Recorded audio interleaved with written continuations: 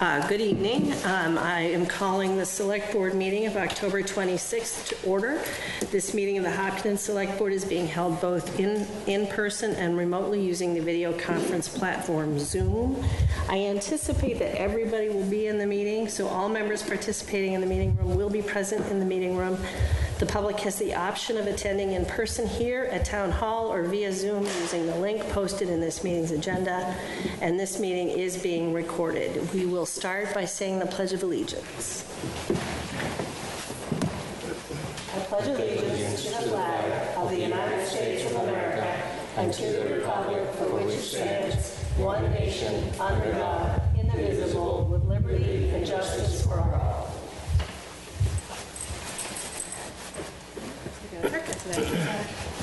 Feels like you got a haircut.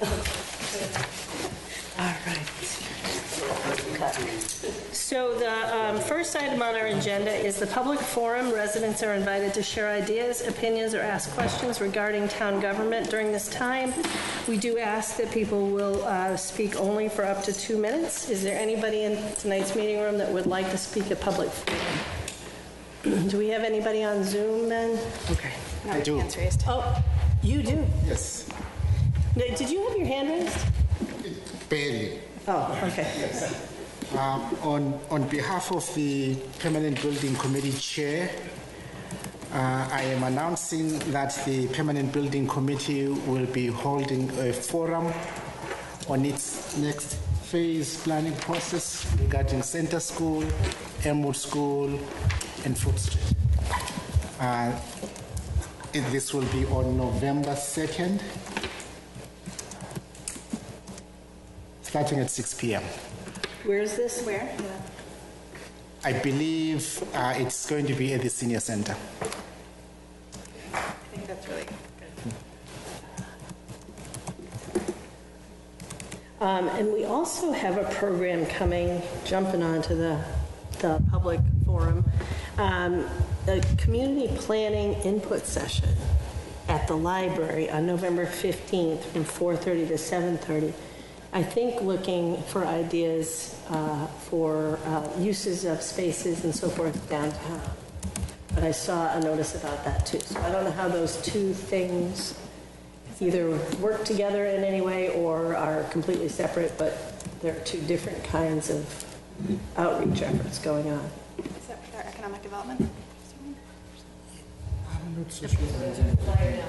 Yeah, I think it's probably the economic development role. Okay, so I wanted to make sure that seemed like it went together. That's November, I didn't see that on Facebook. I'm sorry, November 15th at the library from 4:30 to 7:30. Community planning input session. Public spaces, I think. Yeah. So probably like that in Ashland, they have that place. That corner spot. They have Okay. a public space where they do things. Okay. I'm not familiar with it, but I believe you. Okay. Next item on the agenda is our consent agenda. We'll consider the minutes from the October 10th meeting and the October 17th meeting. Would anybody like to make that motion? Madam Chair, I'd like to move the motion to approve the consent agenda, including the minutes of October 10, 2023 and October 17, 2023 meetings. Second. All those in favor signify by saying aye. Aye. Any abstentions? Any nays? Okay, great, thank you. Next up, we have a discussion on the November 13th special town meeting that's coming up. Connor, do you want to join us up here? She is present. Should we liven her up? Because she might have comments on town meeting. Definitely liven up Nancy. Should I sit in a place that I plan for the school committee? You can sit anywhere, and we're all friends. The school committee can come right up around you. If you want to jump in, if you have anything about the special town meeting, you can certainly join us.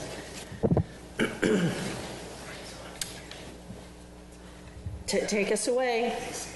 Special town meeting is coming, and I think that you're here to tell us about potentially electronic voting. So partially you're talking about that. So you also have obviously the warrant, federal warrant on the sign tonight. But so we have pretty much solidified everything with the vendor that we're going to be working with for the special town meeting, which is going to be Meridia. We have a representative on tonight from Meridia on the Zoom that's going to showcase a demo of how the system works. This is a method that is very effective and tried and true. This is used by both the United States House of Representatives as well as the New Hampshire House of Representatives and multiple cities and towns in the Commonwealth. So we're looking at a system that is essentially foolproof in its security and how it works, and is very simple to use for the voter. It is a simple case of there are buttons for yes, no, abstain. We have a period of time that people will cast their votes, and then at the close of that, then the totals can be put up onto the screen for everyone to see, the moderator to then announce and to be recorded. Okay. One of the questions I asked last time was if somebody pushed the wrong button, right? You said because there's a period of time, but people won't be able to vote multiple times. There's got to be some mechanism where they can erase their vote and re-vote. Yeah, so I believe what it is that basically during the window of time, it's whatever you're on. But as I said, we have the person on who is a representative of the company, so he would likely be the best to give answers on the technical parts. Okay. So I don't know if he's already been... Peter Babel? Yep. Yeah, he's on. So, great. So I think, go ahead. Connor, you had the opportunity to see the system live earlier this week.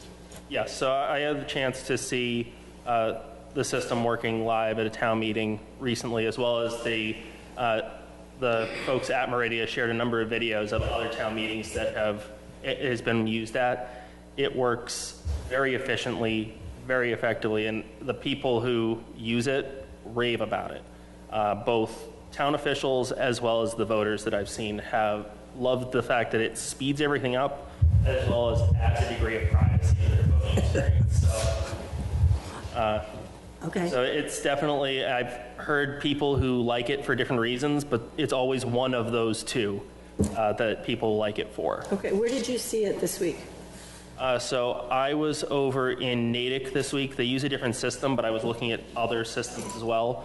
They were using other vendors we've been looking at. Okay. But we opted to go with Meridia for this one because of the pricing difference. But also they had a fantastic track record. I can share as well if you want some of the videos that we have. Norman has the videos of a number of their town meetings, and I'm sure that Norman and Elaine can share what they noticed from seeing those experiences as well. The method is one that people basically receive, as I said, a clicker on a lanyard. They have the opportunity to cast a vote. We will be able to see how votes turn out at the beginning of the night. We'll have our test vote to see exactly that all of the clickers are working. That's the first thing, first and foremost, is everyone's working. If they're not, that's our chance to say, oh, it's not registering the vote. Let's have that person go back and either get a new one assigned to them or have that other one fixed. So how are we individually going to know if our votes are registering? So there is a serial number on the back. I gotcha. You will be able to see that, like look at the label on the back of yours and basically see that it registered a vote. Okay. Well, let's go ahead and invite the representative. What's his? Peter. Peter, can you hear us? Are you able to hear us? Yes, I can. So Can you hear me? tell us a little bit about your system, and I think you have a demo for us? That is correct. Great. Yes. So just to confirm, you can hear me? Yes. Yes. Great. Thank you. And thanks, Connor. I don't think I could have said it better, but just to explain a little more, I will be a little more visual here on my screen. First, let me show you the hardware. It's a very simple keypad, clicker, if you will, with 3 color-coded buttons.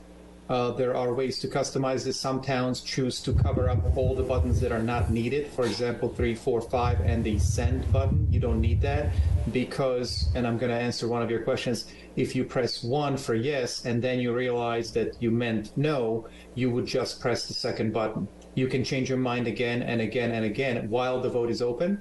Only the last vote will be counted. Each one of those choices you make will be displayed on the display. So if I press 1, I see 1 on the screen. If I press 2, I see 2 on the screen. So it's very clear to me, the voter, what I'm doing and whether that's correct, what I wanted. So that's the hardware. Ignore the receiver. The towns in Massachusetts typically get a much bigger, larger receiver that has a larger capacity, also range. It is also capable of handling multiple rooms, and I believe that you might be in that situation. So that's the hardware. I'm happy to jump into software, but I will also ask if you have any questions. Who has questions? If anybody does. Mary Jo? No, this is pretty straightforward right so far. I don't think I do. I guess I do have a short video that we could share with the public to watch it in action. Like I know. I have some that we can share from some of their, along with some FAQs. Okay, I'll have they some don't stuff wanna- that we can share with the public. Because I don't want to show people a long town meeting in another town. I want them to see like a 5-minute or less demonstration. Yeah. And ours will look Right. just like this. I guess that's the other question. If people want to see a picture of it. So it's really up to you. We can customize it. What we typically do is we ask how would you like it to look. Perhaps put your logo on it. Some towns say town meeting clicker, property of the town clerk. You can really customize it to your liking or not. And this would be then what yours would look like. Okay. I think that's all I have. Along the same line, it would look exactly like this, 3 colored and 2 white. If you don't do any customization, that's correct. Oh, okay, got it. And I would also resonate that if you have training or education materials, we can start to share a video and some of the slide deck or whatever form you may have it. And I apologize. Could you please repeat that? I think I lost sorry. you for a second. Yeah, I was looking for educational materials and training materials, videos, slide deck, or documents that we could share and help our town residents mind map and get prepared a little bit what it is, what it looks like. And the second part is some history or efficacy of your system to general questions. I'm sure you get that a lot, and you may have data and examples and things of that sort. That would also help build a level of comfort for our users. Shadul, I can share with you too, as I said, the link that we have that has videos of it in action. It has some FAQs on there for folks who want to look at potentially some of the questions they have already been answered. But it also has testimonials from cities and towns that have used this product. Honestly, I think if we're doing this, that should be on town's webpage so everybody can interact with it. To be honest with you. Correct. Yeah. Thank you. It's Noted. quick, right? This is a quick turnaround. I'm not able to read that slide because of the color contrast and the size. Okay, and I didn't mean for that to be read right now during this meeting. I will provide all these links. I'm sure Connor has Okay. this one and more. But this is the page that we dedicated to Massachusetts and in general New England town meetings, whether they are representative or open like yours, because we do serve both types, and all governments, up your way, they are listed here. They like Connor said, there's reviews and testimonials. But what it really does, this page, is gives you all that information that you may be wondering. Does it work outside? How long? How far of a range it is, and what does it solve? What is the problem that we are trying to solve here? And I will say right from the get-go, nothing changes about the town meeting process, the debate, and any of that dynamic that you love and I came to love when I learned about all this, to me, new form of government about 4 years ago during COVID. So none of that changes. What does change, and again, this is really an optional method of voting that the moderator has at their disposal. You can still take voice votes. I have many clients where the moderator takes a lot of voice votes on easy things, non-controversial things. But when it matters, when you want that vote to go fast, 2/3 votes, 4/5 votes, or simple majority that are controversial, and you want that vote count, this is the fastest way to do it. So really, it solves that speed of vote collection and clarity and transparency and anonymity. So one of the main comments I hear from the clients in Massachusetts that a lot more people come to the meeting, a lot more business people come to the meeting. You are simply not looked at in a strange way when you raise your hand anymore, and so on. So those are the benefits, and this is the page that talks about it, and we will definitely share that with you. Also, there are pictures and videos of actual town meetings on this page. Thank you. Irfan, I'm sorry. Irfan, do you have a question? No, just one. So is there going to be like a screen that shows the real-time vote? Yes, I'm about to show you that as well. Okay. Yep. And then also, just while he's getting that set up, for example, what I would point out is something that could have been easier in the past with a system like this, is we had situations at our last town meeting where we had 2/3 votes come up, that a voice vote was close, and the moderator can declare it, but it was an uncomfortable situation where council is saying it'd be really better to have the vote count for bond council and everything else. And this would avoid the frustration that voters deal with when it's like, we really should get a solid count on this vote. This is faster. Yeah, it also real time tells you your quorum, right? There's no question about that. Potentially. Some people might not vote. Well, yeah, I guess you'd be close. You'd probably be within a few. Okay, sorry. Go ahead. Sure. So as far as the software goes, I'm not going to spend time that I would.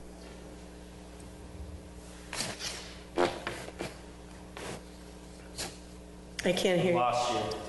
Oh, I'm sorry. There you are. Can you hear me now? Hello? Yeah. Okay, Yeah. good. I apologize. All day today, I've been having internet connectivity problems on Zoom only, and I don't understand why. In any case, I will say the participants at your town meeting would not also experience much of a difference because they still have to register like they do today. They simply receive a keypad or a clicker in their hand in addition to whatever else they do at the registration desk. We don't care who has which clicker. We are not registering names to these. There's a advice that we give out, and some town clerks take it, some don't. You may want to register the keypads to that person on your own, in your own system, in your own ways, just so you can get the keypads back. But our software does not do any tallying of people's assignment of clickers. In fact, if you were to swap a clicker with a neighbor, it wouldn't matter to us because all we want is for you to have a voice and vote by the way of the clicker. So I have just set up a room for 500. If there were less, that doesn't matter. The software automatically ignores anybody who is not given a clicker or who chooses not to vote. We can't guarantee everybody will vote. Then I will simply set up my agenda based on your warrant. Typically, I receive the warrant here. We will work with you to transfer it into this session, as we call it. And then at the time of town meeting, we will simply vote. And when we vote, we show the motion itself, however long, however short it might be. You may choose to narrow it down to just a title, or many towns do use a full paragraph of the motion. And then you would see at the top, and let me just move my Zoom window away, you would see at the top a status window, which also will serve as a pass-fail indicator, because in a moment we will see the votes coming in real time, and then when the vote closes, it will show whether a vote passed or failed, depending on whether we met a majority, either a simple majority or 2/3 majority or any other one. So the votes come in automatically as you push buttons on the keypads. You can see that in the bottom right corner. And those, I only have 4 on my desk. I'm sorry about that, but I wouldn't be able to do 500 anyway. So those 4 votes have been received. You can see that we do not want people to see which way the vote is going. We want to prevent herd mentality. And so upon cue from the moderator, please close the vote, or you would say something like, has everybody had a chance to cast their vote? If not, I'll give you 10 more seconds. Then we will simply initiate the closing of the vote, and when that happens, we will evaluate whether it passed or failed, and in this case it did pass, and it would have passed even as a 2/3 majority. I will stop here for a moment and see if you have any questions. It's almost immediate. It's pretty straightforward. Yep. Okay. Yep. Yeah, I think pretty straightforward. And once this is process-wise, once the results are shown, then the moderator would announce and you'd certify. Correct. So still the moderator has to actually announce the vote, or it's not Right. legal. And I only record what the moderator announces. At that point, that's when we're solid. Then we can move on to the next item on the agenda. Another question? Yeah. So how about, I can see you would pre-enter in the articles that we know about. If somebody offers an amendment or a procedural motion that we have to vote on, can that be added on the fly? Good question. Excellent, excellent, yes. So, for example, if the debate on Article 2 yields an amendment, I know that you have to receive it in writing, so simply duplicate that item real quick. I would very quickly go to the beginning, typically, because I may not have time to write down or copy the entire amendment. I would simply indicate that this is here an amendment to Article 2 and vote on that immediately, or simply save it to wait for the moderator to announce that now, after debate to the amendment, we will now vote on the amendment first.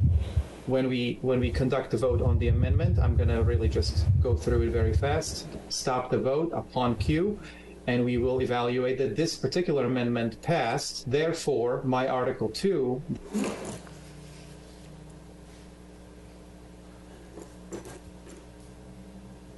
We lost you. We can see, just can't We hear. can see it. We just Can't hear you. Oh, I'm so sorry. I'm There you so are. sorry. I can hear you now. Let me repeat it. Yeah, let me repeat it. As quickly as I can type the amendments, as well as the indicator that this is now an amended article, that is how quickly we can vote. And you saw me, and I'm sorry that I have to repeat it, but you saw me duplicate an article, therefore I was able to edit the text to read Amendment 2, so everybody knows what we're voting on at that moment. And then once the amendment passed, I was able to type in as amended, because typically we don't have time to write down the entire verbiage of the newly amended article. So just the indicator is enough, especially in terms of reporting, because you will get a report at the end of the day or at the end of the town meeting. You will get a report with all of these indicators of what is an amendment, whether it passed or failed, what's the majority that it needed, and how many yeses and how many nos were there. Mm-hmm. So we could use this for quorum counts too, if we got late and we didn't. Correct. Okay, great. And actually, so when I was watching other towns do it, they were doing the quorum count at the start of the night that way. So once they hit number of people voting present, that's when they started the meeting, once they hit the number. And who will be administering this? I was just going to say, is Peter there with us? So we would have, so part of the agreement that we are at now is that we would have representatives from Meridia there, whether it's Peter or it's someone else that they've assigned. We have someone there. Every one of the clerks that I've talked to about this have said it's invaluable to have that extra help, because then you're not loading it onto existing staff to have to juggle that along with everything else. So, assuming we are doing this at the special town meeting, I assume also that at the start, there will be some time set aside to socialize, introduce, make sure everybody knows exactly how, test vote perhaps, sure. Exactly. We already heard that you test to make sure your clicker is working. You can check for your serial number to make sure it's working, right? But I just anticipate, there's going to be a larger than typical audience. Many people may not have experience with town meeting anyway, but for everybody, this would be new. So there's some introduction that's going to happen. Yes, and so that's what we'll do with that test vote. It'll be that time to kind of get a chance to get people trying it out, seeing how it works. That's why we do encourage the people come in, check in earlier. We'll be there starting to check people in at 6 o'clock for the 7 a.m. start time, or 7 p.m. start time. Yeah, sorry. So we'll be there and checking people in, getting people ready. So we encourage folks to get there earlier so they can have a chance to get situated with it, and then the test votes will be a good opportunity to actually see how it works in action before we have to be taking on the actual business of the night. This is also, I was going to say this later, but you just mentioned it. For folks who don't typically come, or even folks who do come, it's going to be a larger than typical town meeting, likely.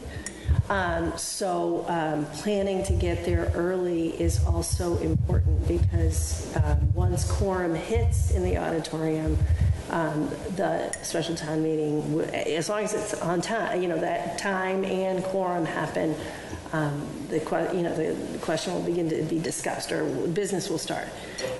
So people are well advised to arrive early if they want to make sure they're in the facility and all set. Yeah, because exactly to your point, the vote doesn't wait for people who are in line because they got there right at 7 o'clock. Because, I mean, and again, we don't know when people are going to get there. So if you get there on the earlier side, you have the time to get in, get yourself a seat, get situated, and be ready to go. Through the chair. Yeah. No, I think this all looks great, and I would look forward to it. I think this can bring a lot of benefits and speed. One thing I would still, I don't want to jinx it, but be prepared for us to conduct the night smoothly is, should there any technical issue arise, any glitch happens, there are many that can happen, right? We should have a contingency plan, and we should have a threshold defined when we jump into that contingency plan. So, yes, Shadul, of course, we always make sure that we have a plan set aside for what do we do if anything fails. That's why, when we had the issue that occurred with votes, we were able to then quickly still conduct that vote just as if we were having a normal. Because we'll still get our little piece of paper as well as the clicker, right? So we could do a paper.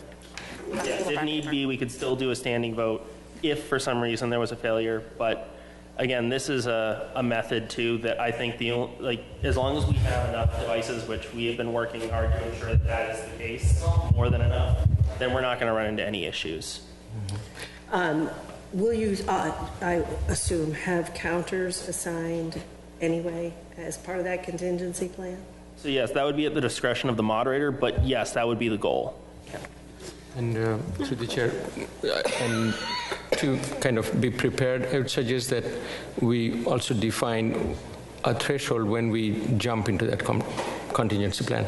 Is it a time that passes by and the technical issue is not resolved, or is it certain, whatever unknown factor there is, so that at that time there is not a state of confusion as to what's going to happen next. I'm just trying to prepare ourselves. I don't anticipate it happening. I think these things are pretty well tested, as I have heard and seen other places or heard of other places. So rest assured, our contingencies are entirely based on the concept that no vote is disenfranchised.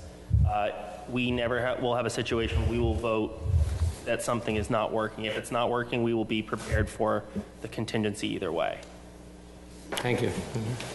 Okay, I'm good. all right. Just Yeah, hold on. Oh, yeah, sorry. Yeah.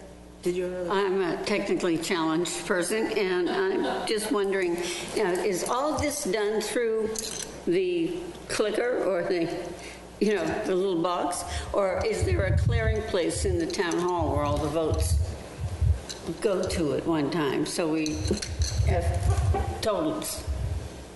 So I will let the expert answer that question on the tech on it, but essentially I know that once you register the clicker, it does tally at the device that's then hooked up to HDMI so that we can present. Hook up to someplace that tallies everything. And it'll be stored on somebody's computer or direct? Peter, do you want to weigh in on this one? Sure. I'll touch on both. There's a display that you saw me show you, and actually the public would never see this screen. This is really behind the scenes. That's the operator window. The public would see the voting screen you saw before. By the way, can you still hear me? Yes. Okay, great. I'm just going to be checking from now on. That voting screen is what you see, but you don't have to. There were many towns, especially during COVID times, when we just did not have any ability to show anything. Therefore, the moderator is the one who sees this, calls the vote, declares the vote, and town clerk records the vote. So there's no need, there's no requirement to show the voting results, but of course it is a very great benefit to the public to see the voting results instantly and while the vote is open. The second question was, where is it stored? I'll tie it into the fact that this is a completely offline system. There is no internet connectivity involved. You can literally disconnect, unplug, and turn your computer into airplane mode. It will not connect to the internet. It doesn't need to. And this data is stored locally on the hard drive, preferably on your machine. Okay.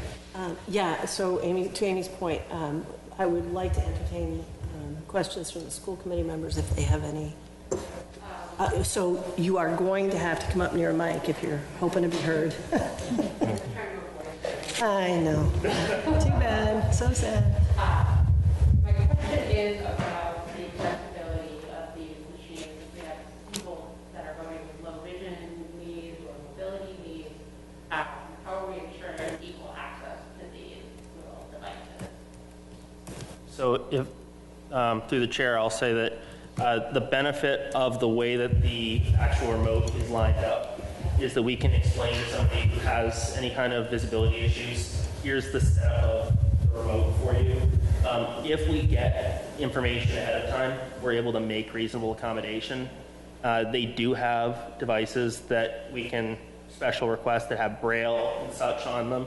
So if we did need to, if we had a request, we would be able to get that. If we did consider at some point purchasing rather than renting the system, then we would likely purchase a number of ones that had Braille on them as well.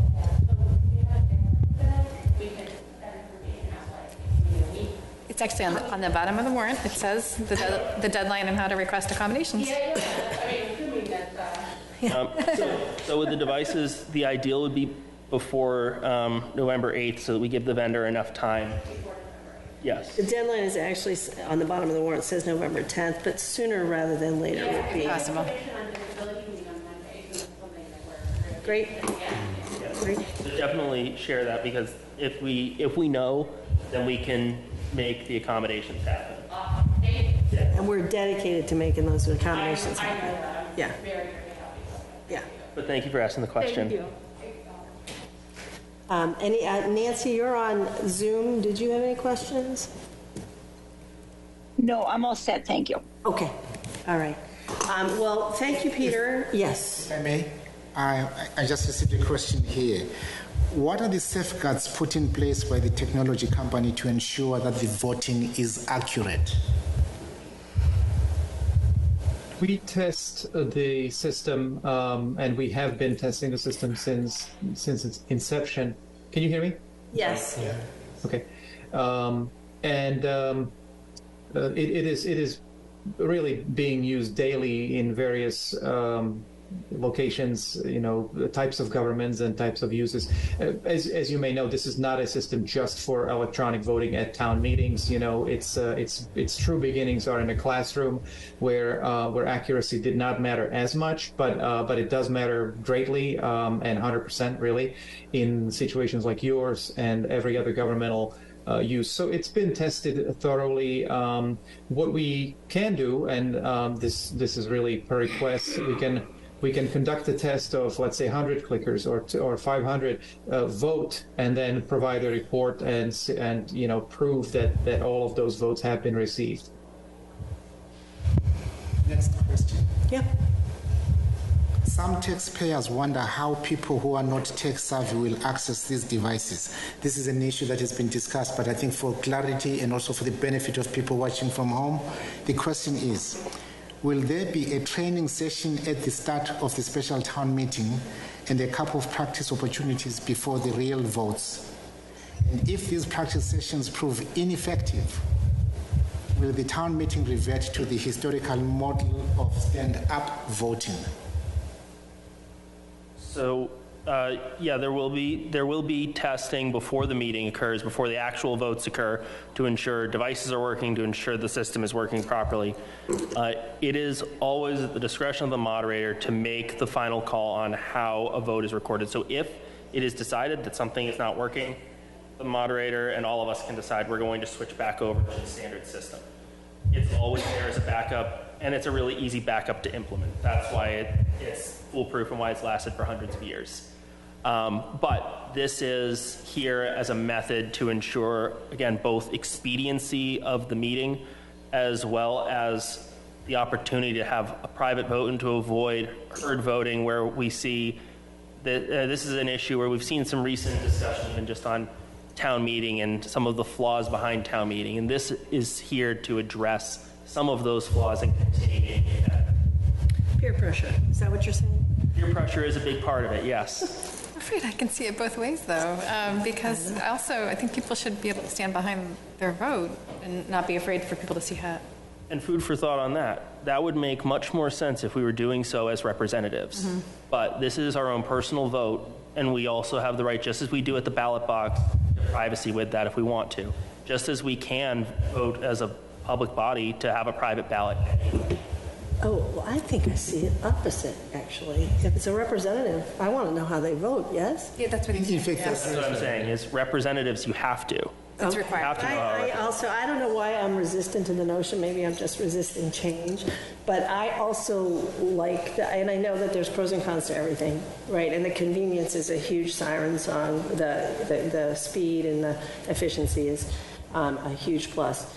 But there's something in me that says, part of town meeting is, having your voice and making your voice heard and standing behind it.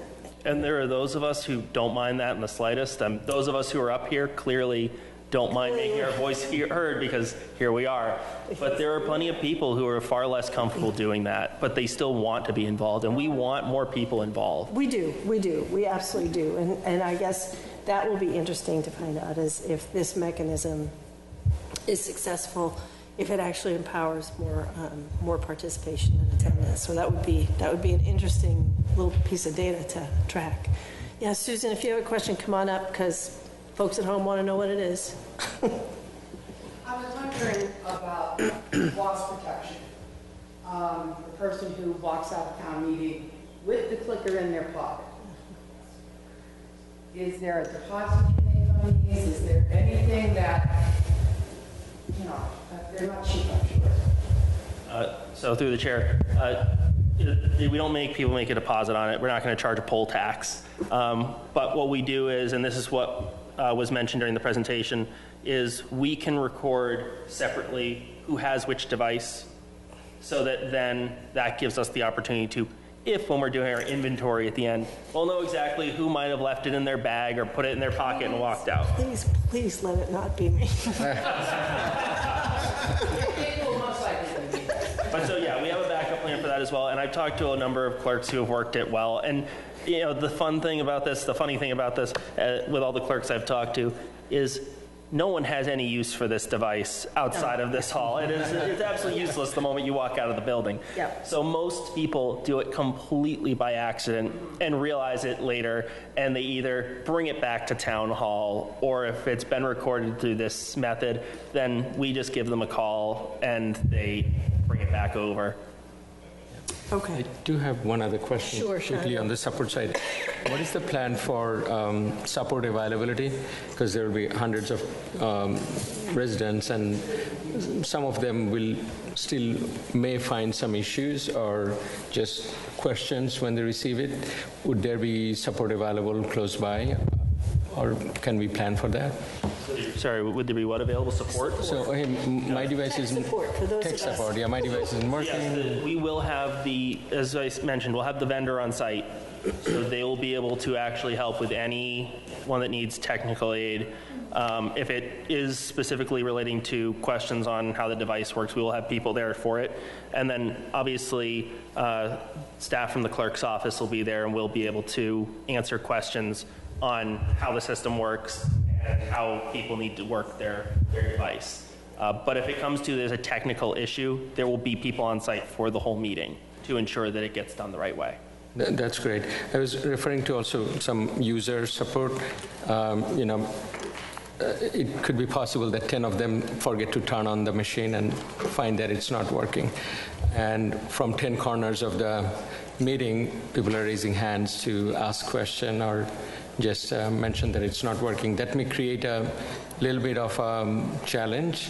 So by zone, if we have kind of assigned person to answer any question or jump in, okay, you haven't turned it on, or this is what you do, that I think would help along the way. I'm sure we can look into that when we're looking at counters, so I'll talk to the moderator about making sure counters are taught ahead of time on how it works.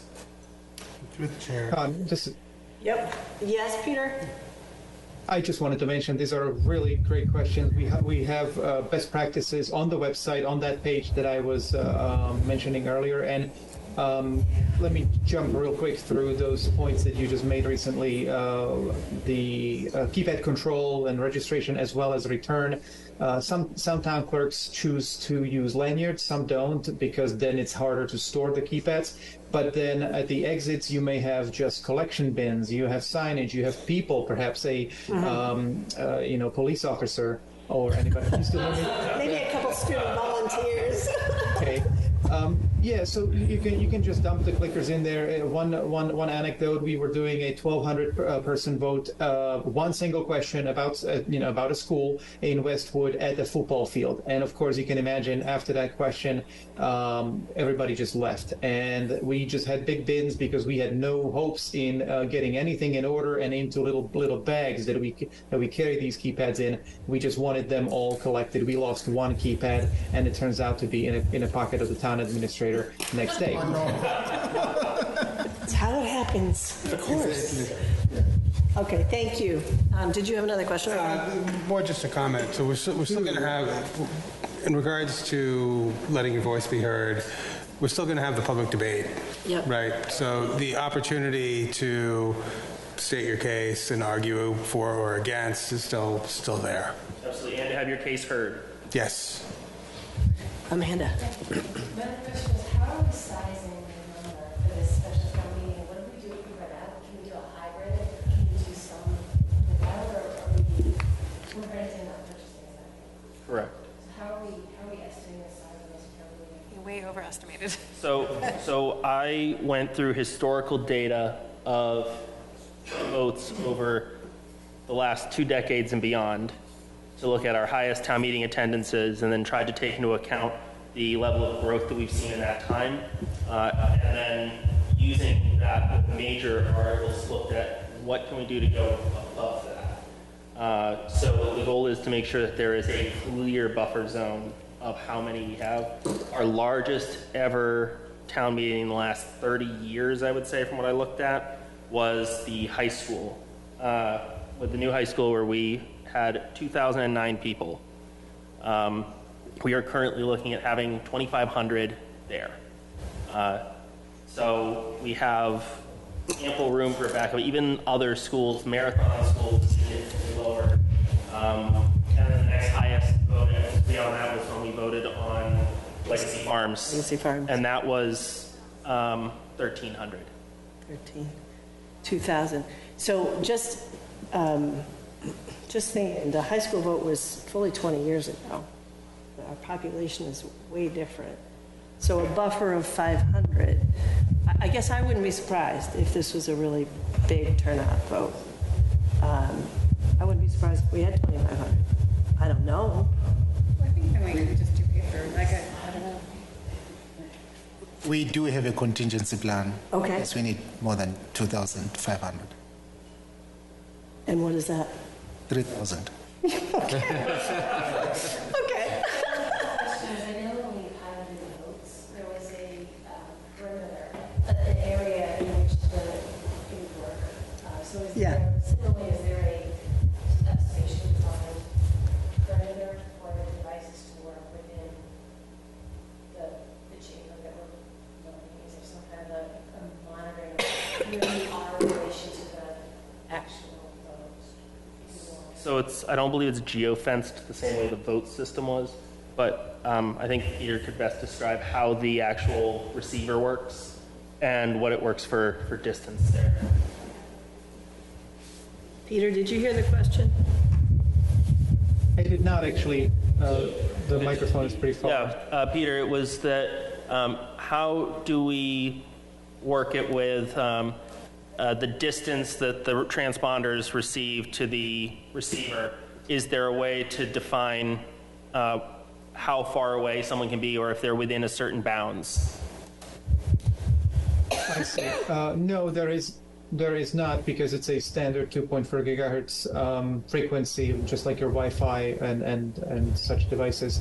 It's not on the internet, but it is the same type of frequency. The only definition of who can vote when is by the way of distributing the clickers. So only a person coming to the registration desk proving that they're a resident will receive a clicker. Nobody else can vote. We are using a proprietary protocol so that no other device perhaps can talk to us or send us any kind of information.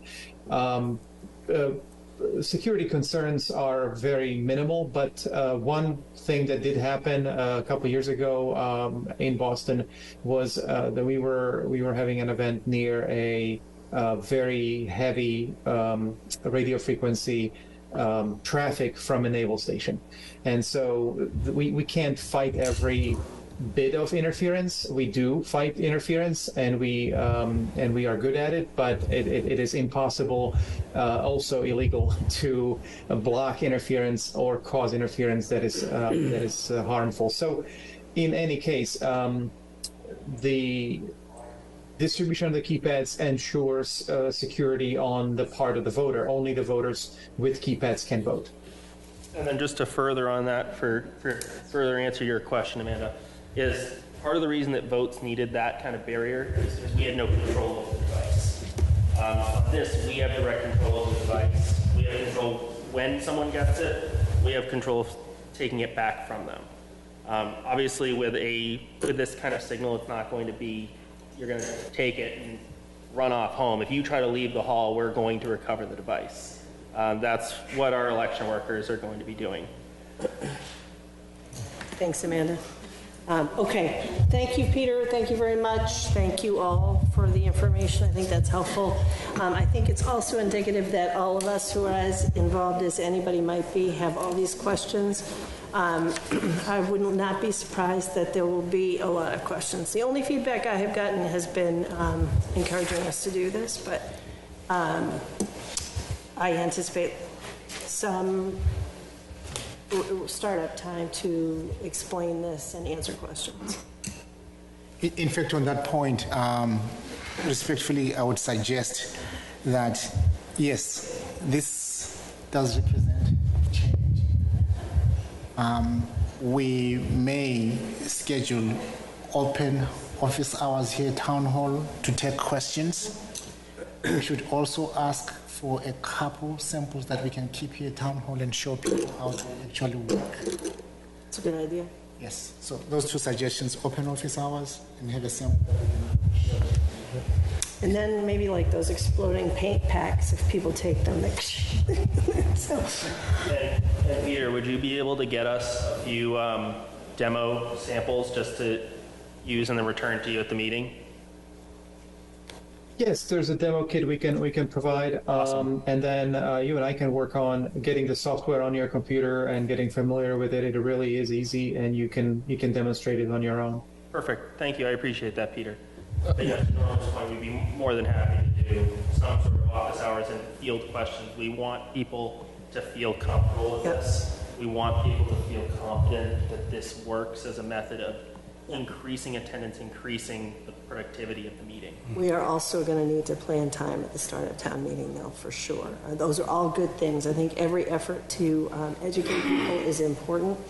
And I think every effort that everybody makes to remind people to arrive early is also really important, because you want to be through the door. There'll be some startup time once we have quorum, but they'll want to be there for the instructions on the new voting device, right? And many people will be coming for the first article, which is the school article. So make sure you arrive in plenty of time to get through the door and into your seat and settled. And a specific press release about the voting system could be helpful. We will work on that. Okay. Oh, I was just trying to conclude. Thank you for clarifying and demo and all the good analysis insights. So procedurally, do we need to do anything further to confirm this, or we should think this is confirmed and starting tomorrow morning we'll start the evangelism, education, training and everything? So there's nothing you need to do. This is confirmed. This is trying to make sure twofold. One, that you are all aware of it, that you know what's going on. And two, of all the meetings that occur in town, we're one of the ones that's probably the more watched and observed. This is a good chance to get that information out to people who are involved in the process, as well as a lot of our local media outlets who we've been talking to about this program and how we're going to be doing it. We've received a lot of positive feedback, even from folks in the local news media, about how much easier it'll be to get some of these readings on votes too. Okay, great. So just because it is timely, the deadline to register to vote, if you want to vote at the special town meeting, is November 3rd. The special town meeting is November 13th, starting at 7 o'clock. Arrive early at the middle school in the auditorium. And the special election is November 28th, and the polls are open 7 a.m. to 8 p.m. at the middle school on the 28th. So the school vote requires both a town meeting vote and an election vote, just so folks know. And 2/3 majority, is it? 2/3 at town meeting. 2/3 vote at special town meeting is required, and a simple majority at the ballot. Correct. Thank you, Muriel. Yep. Okay, and, go ahead. I have a question. The November 3rd is a Friday, Yes. and I just want the public to know that the town hall closes early on Friday. So, so thank you for bringing that up, Mary Jo. So town hall will close early on Friday at 2 o'clock. The clerk's office will not. The clerk's office will be open until 5 p.m. to receive anyone who wants to continue to bring in voter registrations. So that is, our office hours will be open until 5 p.m., but people can still register to vote online up until the day's end. Okay, great. Thank you. Yeah, a good call, Mary Jo. Thank you for that. Okay, we have got to take an action to remove an article that we had put a placeholder for. Is that right? So there are 4 articles. The first is the Elmwood Elementary School replacement. The second is the citizens petition to eliminate the political caucus and local election ballots with printed political affiliation for town elected officers. The third is to adopt the municipal opt-in specialized stretch energy code. And the fourth is authorization for a purchase for municipal parking in the vicinity of Town Hall. Yeah. And then the one that we're taking off was a potential one that was for open space acquisition. So I don't know. Will you make a motion? Yeah. Madam Chair, I move to remove the open space acquisition article from the special town meeting warrant. Second. All those in favor signify by saying aye. Aye. Any objections or any abstentions? Okay, great. So do we need to vote to close? Oh, Yeah. I Madam Chair, forgot my glasses. There we go. I Thank you. move to sign the November 13, 2023 special town meeting warrant. Second. Second. Okay, all those in favor signify by saying aye. Aye. Any opposed or any abstentions? I forgot to say aye. I'm an aye. Okay, so we're all set on those. All right. I think special town meeting is locked and loaded. All right, the next item on our agenda is a presentation about the school resource officer program, and I know that we have the police department and the school department, and who else will be presenting or represented? Hopkins Youth and Family Services, great. So I don't know who needs to crowd around the table, but please come forward and join us.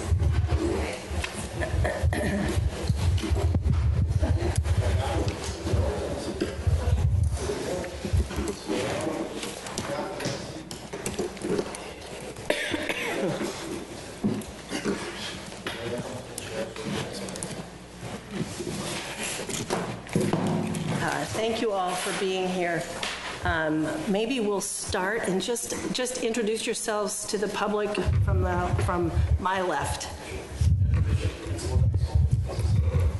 I'm Matt Fave, the principal at the middle school. Good evening, I'm Joe Bennett, the chief of police. I'm Dawn Napa, the director of Youth and Family Services. Hi, I'm Lauren Bowe, I'm the principal here at Dr. I'm Karen Devlin, superintendent of schools. Thank you all. And who's going to start us out? Madam Chair, I can begin. Okay. First begin on our behalf to say good evening and thank you for the opportunity to be here. We, as a team, collaborate a lot together, but to be before the board, we're honored to be here to share some information and about our school resource officers and our collaboration among our three organizations and the continuum of care that we were able to afford the students. And we're really excited about this conversation. I'd like to begin with a little bit about the history, just briefly about specifically law enforcement in the schools. This goes back 30, 40 years to when they were trying to integrate more law enforcement into schools, and back in the late 80s there was an extreme drug problem, and they began embedding police officers in the schools with what was called a DARE program, a drug awareness and resistance program. And that was geared for police officers to come in and lecture on the dangers of drug use and the impact of drug use that it was having. That model we've since moved way past that model. And you fast forward to around 2000, President Clinton put a lot of money in grant funding out to bring more cops, police officers onto the street. I say cops because a lot of the grants were called Cops More, Cops in Schools.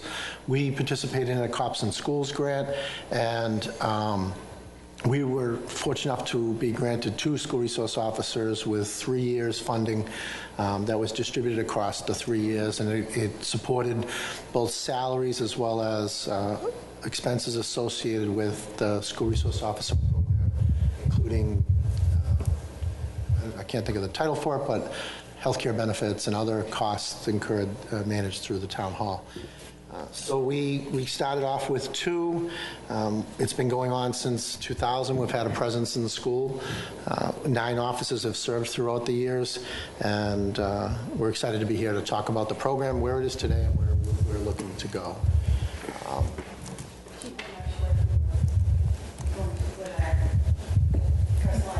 Say it again. Ben's putting it up, right? Oh. Yes, thank you, Dr. Kevin.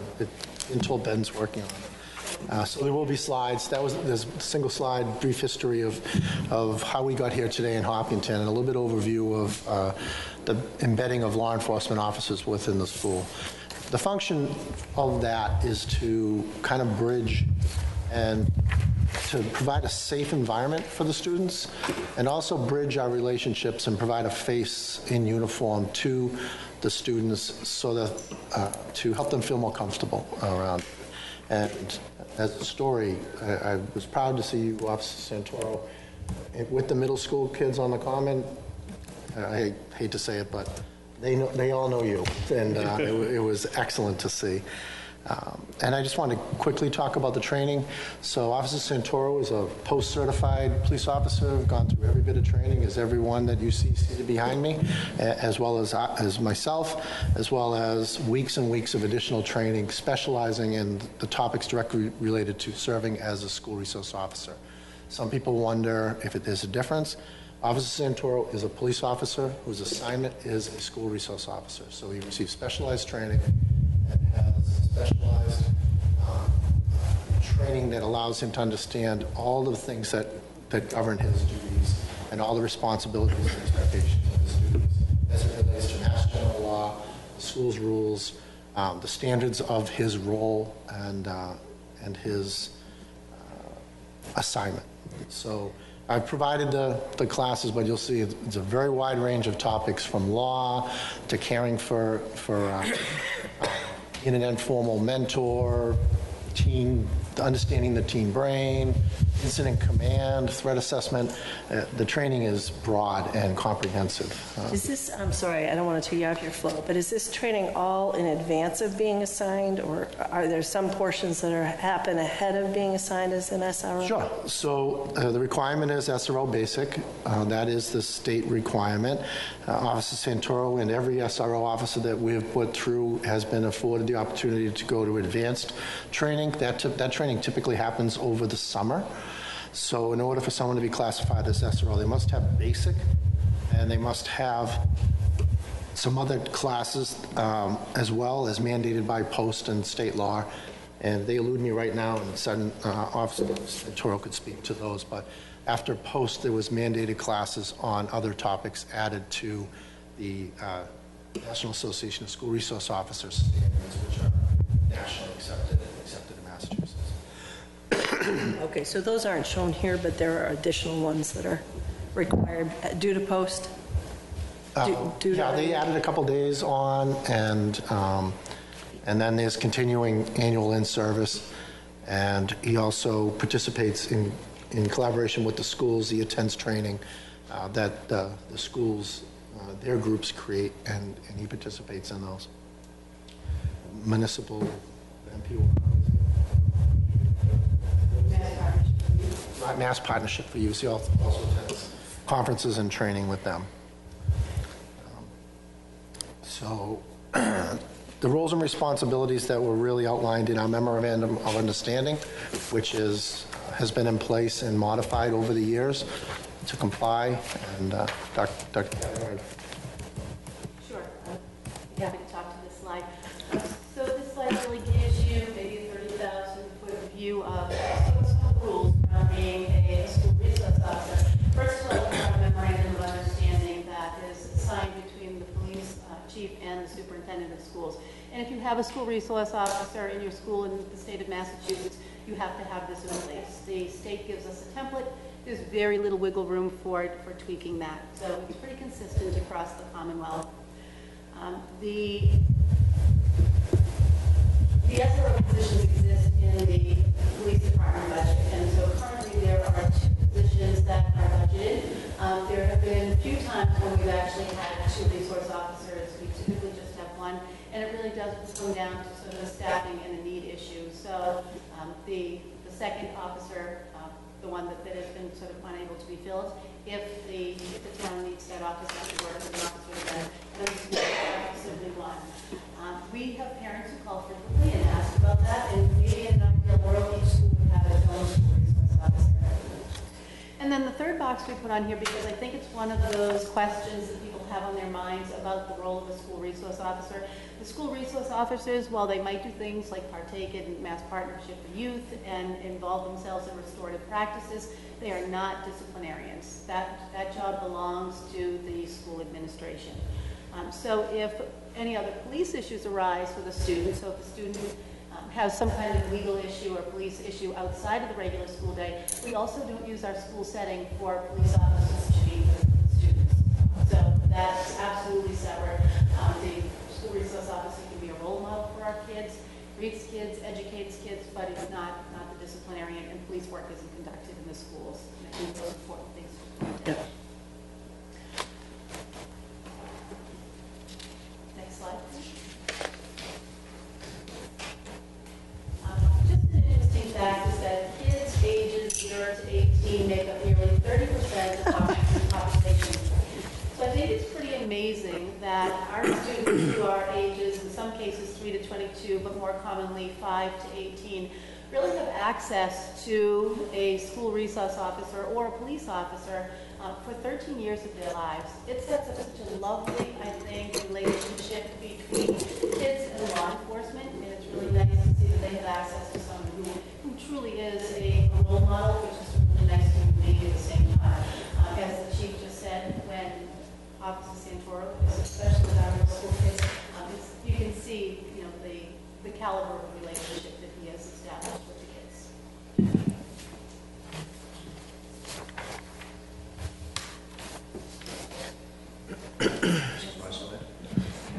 So the school principals wanted to just highlight some of the aspects of the memorandum of understanding and give you a picture for what that looks like in our schools on a daily basis.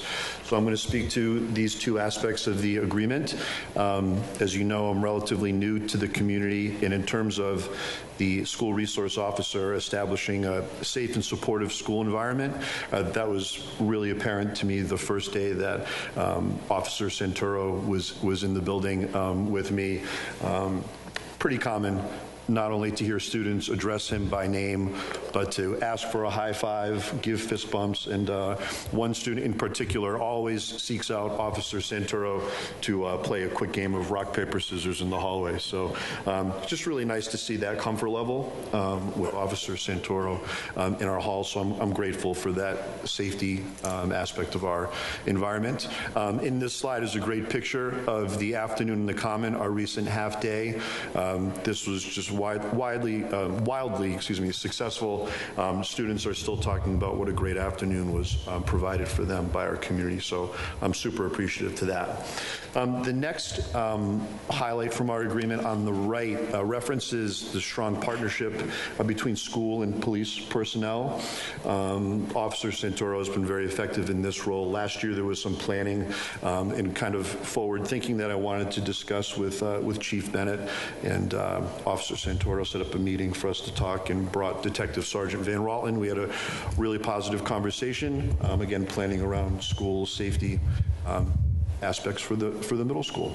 So that aspect of our agreement is functioning very, very nicely. I appreciate that so much. So I want to make 2 points. This is broadly about the SRO program over time. We fully respect and understand Officer Santoro is doing an excellent job. So I don't want anybody to think that this is about something else. But can you give us just because you brought up that example, can you tell us more about what it was that you wanted to interact with that you thought would increase school safety? Like how you used the role? Certainly, yeah. So from an educational standpoint, both here and in my previous district, I think there are great opportunities for law enforcement to have positive conversations and work as liaisons with our students and their families. So there have been a couple of issues that have popped up in the school that are just great to get the law enforcement perspective on. The incident that precipitated the meeting actually was we had the second school resource officer for I believe it was the beginning of last school year, and that was going very well. That was Officer Firth, and she functioned really nicely in that role. And I wanted an opportunity to talk to the chief just to let him know how effective I thought it was to have her in the building, and basically to express my hope that we would be able to get a second SRO on board as soon as possible. Yeah. I gotcha. Okay. Thank you.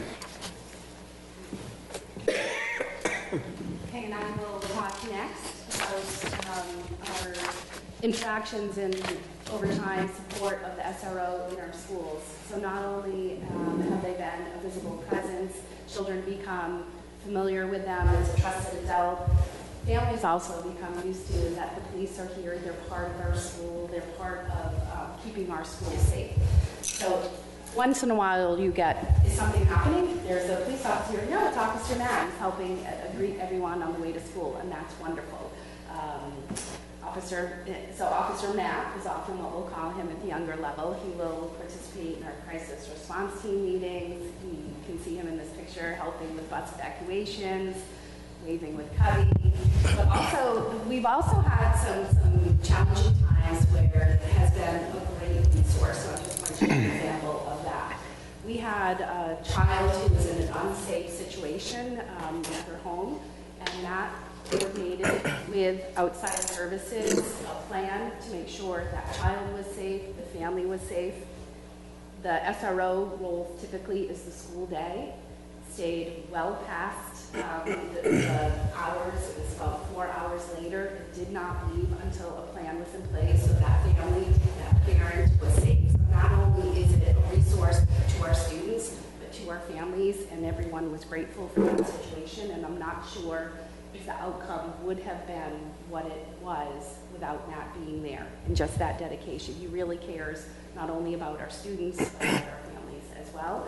It is a non-threatening interaction with that, which sometimes people can be a little fearful of that and what might happen, and that was just very comforting as well as promoted a positive outcome for that family. I could build on that.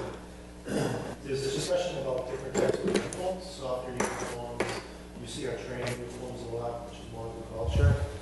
The reason why Matt wears his full uniforms because we want the children to be comfortable with that uniform and learn the person behind the badge and humanize the uniform, so that if a student or child is later on interacting with one of us, they don't begin from a position of fear or concern. And even when we go into the schools or into the classrooms for other reasons, we wear our uniforms for that reason, because we want to humanize the uniform and let the children not be on guard. Yeah, it's wonderful. The children are fascinated with the uniform. And Matt also brings that there are other aspects to his job. Because primarily, do you have handcuffs? They want to know all the gear that he has. But he puts a person behind it so they can see that connection. He helps keep us safe. He helps the traffic flow. He helps, greet us in our morning. So many other things. And then it does contribute to a trusting relationship where kids feel comfortable when they see that, which the goal is then if something does come up, they feel like it's a safe person to talk to because the SRO is a familiar place, and that's what happens in Marathon. Great. So I just want to take just a second on behalf of the principals and thank you all for allowing us to come here and talk about the importance of the school resource officer. I'm fortunate this is my 11th year as principal at the high school, and I can't imagine handling and dealing with some of the stuff that's come across my desk in those 11 years without the support of and the help and the assistance of the SRO. I consider the SRO just a tremendous, valuable member of our school community from a support standpoint, a resource standpoint, as well as, of course, a safety and trust standpoint. So I want to talk a little bit, just building off of what Dr. Kavanaugh mentioned earlier about the clearly defined roles within our MOU. I think it's important, it might be a misconception, the SRO is not part of any disciplinary conversations that go on at the high school or any of the schools. There are really clearly defined roles. The administration handles any type of code of conduct violation and or disciplinary conversations, but the school resource officer is there for support and as a resource to us. We are really transitioning into what we call restorative practices when it comes to handling students when they may make a mistake. For those who don't know, restorative practices really are about relationships, trust, communication, and learning from the experience and not just disciplining a student. So there are countless examples in which the SRO, Matt, and Phil Powers before that I've worked with have helped us with some of the restorative practices. So I can give you a few just within the last 2 weeks. Matt and I have worked closely on some things that have happened online with students, some inappropriate behavior back and forth happening outside of the school day and over the weekends. And so it comes into the school, as you can imagine, when kids see each other, and Matt has done a wonderful job of having conversations with those students and families about what could happen if this were to continue. And it allows us to have the conversations of appropriate online behavior. We have students, and this number is growing, that are refusing to come to school. And we're trying to get them into the building. And we're communicating with parents. They're asking us for our help. Oftentimes, we'll send an adjustment counselor and the SRO to go pick up a student and bring them to school. And the parents are so thankful we can get them in the building and educate them. It's so important. We have a system called Securely. It's a security system where if a student were to search something online that's inappropriate from a safety standpoint, we'll get an alert, and sometimes that happens at 2 o'clock in the morning on a Saturday. It can happen on the weekends, and sometimes it has. And we've made phone calls to Officer Santoro and said, this is something that we really need to address. He's not on, but he'll call the force. Someone will go to the house, have a conversation with the family, and I can't tell you how many times we've had to do that and how thankful the families are to have that dialogue with their child about what were you searching, how can we help, and we can get the services through Dawn and through our counseling department. So that resource right there is tremendous for us, as well as just other things that come up on a daily basis at the high school. As you can imagine, there's a lot that happens. And from a safety standpoint, I think it's important when you look at the agreements here, the SRO is a big part of helping school personnel with presentations and program when it comes to emergency management response. So, for example, at the beginning of the school year at new teacher orientation, our SRO will meet with all the new teachers to talk about the ALICE protocol and how to keep ourselves safe. He'll also meet with he or she will also meet with all the different faculties at the beginning of the year to talk about our safety protocols, answer questions. I'm not sure if folks realize how safe staff feels with having an SRO in the building, and they want an SRO in the building. We have these conversations all the time. I met with Matt just today to plan our next crisis response team meeting. We're trying to get creative to do some tabletop drills to kind of see how we would react in a weather drill or a TikTok challenge that goes wrong or whatever it might be. And he had some wonderful ideas for us to kind of brainstorm as a crisis response team. And we also have an ALICE drill that's coming up, and he's a big part of planning. I can't imagine planning that without his expertise or the police department's expertise. And I think it's touched upon this with Mr. Lefebvre and my colleagues, Ms. DeBeau, how the relationship piece is the biggest part. I think that's what makes this program such a success. I've been the principal for 2 SROs. They have built tremendous relationships with the students, supportive, and they are a resource for the students. We talk about handshakes that the SROs have with students. And the next slide, I just thought I'd call your attention to a quote that I thought I'd like to highlight. It's hard to read, but the accessibility team is going to be on. Yes, yeah, I didn't actually make this slide, but I did provide the information. But we give a survey at the end of the year, the high school administration, to students and staff to ask how we're doing. What can we do better? What feedback do you have for us to improve our practice? And this came unsolicited. There wasn't a question about the SRO. There wasn't a question about Officer Santoro. But in here, you can talk about how the student says what a friendly face the SRO is every morning, saying hello. He makes the school a better place. He contributes to the atmosphere of trust and positivity at HHS and is always willing to listen and be a present. It makes us feel safe. We are lucky to have such a great SRO. And I think that sums up how everyone at the high school and in the district feels about the importance of the SRO. Can I ask you, do you do any kind of annual assessment with the community, whether it's instructors and staff or students, on this program or any other program specifically? Like, do you ever assess the SRO program directly? Yes.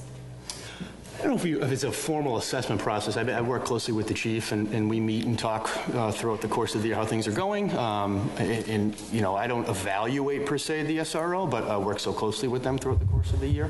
And so we're always talking about ways that we can improve our practice, what went well, what didn't go well, how we can continue to improve our partnership. I don't know if there's a formal assessment process from my end. I'm also thinking in terms of, your perspective is really valuable, Evan, I don't mean that, but from the perspective of the larger community, does that ever happen? It's a good question. We get feedback quite a bit in a positive way about the work that the SROs are doing, especially when we're working with families to get them some assistance in different ways, whether it be some counseling or some other resources in town. And the only feedback that I've received in my time has been positive regarding the SROs. Yeah. And our last slide. Almost. Want me to? Sure. So Dr. Kavanaugh and I worked on this, and we kind of have these agreed upon success measures for us that kind of lay the foundation of the program and how we rate the program and what we see as successes. Number one is support for all students. The SRO welcomes, supports, and values every student and responds with cultural proficiency. It's no secret that we are a beautifully diverse community and hoping to continue to grow in that diversity. And the expectation is that the school resource officer is in full partnership with that to support and every student. And from my prior presentation, our motto is everyone always, and that pushes right down to the school resource officer position and every position within the organization. Availability of the SRO, when called, the SRO is available to the schools during the regular school day as well as after hours. For me, Officer Santoro is available to me 24/7, and the fact that Dr. Kavanaugh wanted to speak to that speaks volumes that someone assigned to work with her and everybody at the schools they also feel welcome and that every school resource officer is available to them as a resource. So they, as far as the ability to reach directly out to the SRO, they have that. That is authorized. So any principal start the conversation with the SRO. And I think tonight you heard Mrs. DeBoe say that you would stay at school till after 6 o'clock to ensure the safety of the child, making sure the child's going home to a safe place. And I think when you have your school resource officer there, and you have other agencies, whoever they may be assisting a family, seeing the building principal collaborate with the school resource officer, there's extra weight there. And as Mr. Bishop said, he called at 2 o'clock in the morning and said, you gotta go to the safety check on the family. And that happens because we have that relationship. Thank you for that. I wonder, Officer Santoro, if you can take us through a little bit about your day and how you cover all of the schools, that kind of thing. Yeah, sure. So with all police work, my day can be somewhat unpredictable at times. Ideally, I would be able to spend time at each school every day. It kind of depends what's happening at each school. So I usually start in the morning at high school. That's where my office is. I'll greet the kids there, make sure drop-off goes good. It's a busy time for everyone at that time of the morning. And then, if my phone rings, I'll go to that school. I try to spread myself as much as possible. It can be challenging at times when multiple buildings are requesting your presence, so sometimes we have to prioritize. I am lucky to have the support of our patrol staff as well, so if I'm needed in 2 places at once, another officer can help me out there. So my days aren't always entirely, regimented because things come up that we weren't expecting. There are certain things that I do on a monthly basis, on a yearly basis. We have crisis response teams meetings, behavioral team meetings. I attend most of those when I can, but my day-to-day kind of varies depending on what's going on in schools. I heard Mr. DeVoe say something about helping with traffic and so forth. I don't know that I've ever seen anybody out doing traffic. Is that part of what you do? Let me correct myself. Just being a presence helps the traffic. People will drive a little more careful. They're all mothers. Okay. They're all moms, or mostly moms, so be careful. I was one of them. Not physically directing the traffic, but being there at arrival contributes to a smoother traffic flow.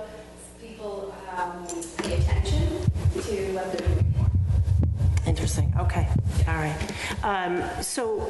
So I've had kids in schools, I realize, from 1996 to 2019. And I didn't actually realize that you spent that, not you, but the SRO spent time at all of the schools. So that was interesting to hear. And and I don't know that I've ever, in all those years, I don't know that I've ever seen the SRO at the lower level schools. Like, ever. I don't know. When So we it's were in interesting. Center, Officer Powers would be part of our all-school meetings when we had them there. We had programs that he would introduce, the police would sponsor. Yeah, that's safety cool. programs. That's awesome. That's awesome. And, just was a presence around, so it's not always planned. You're coming around, you're seeing kids in the hallway,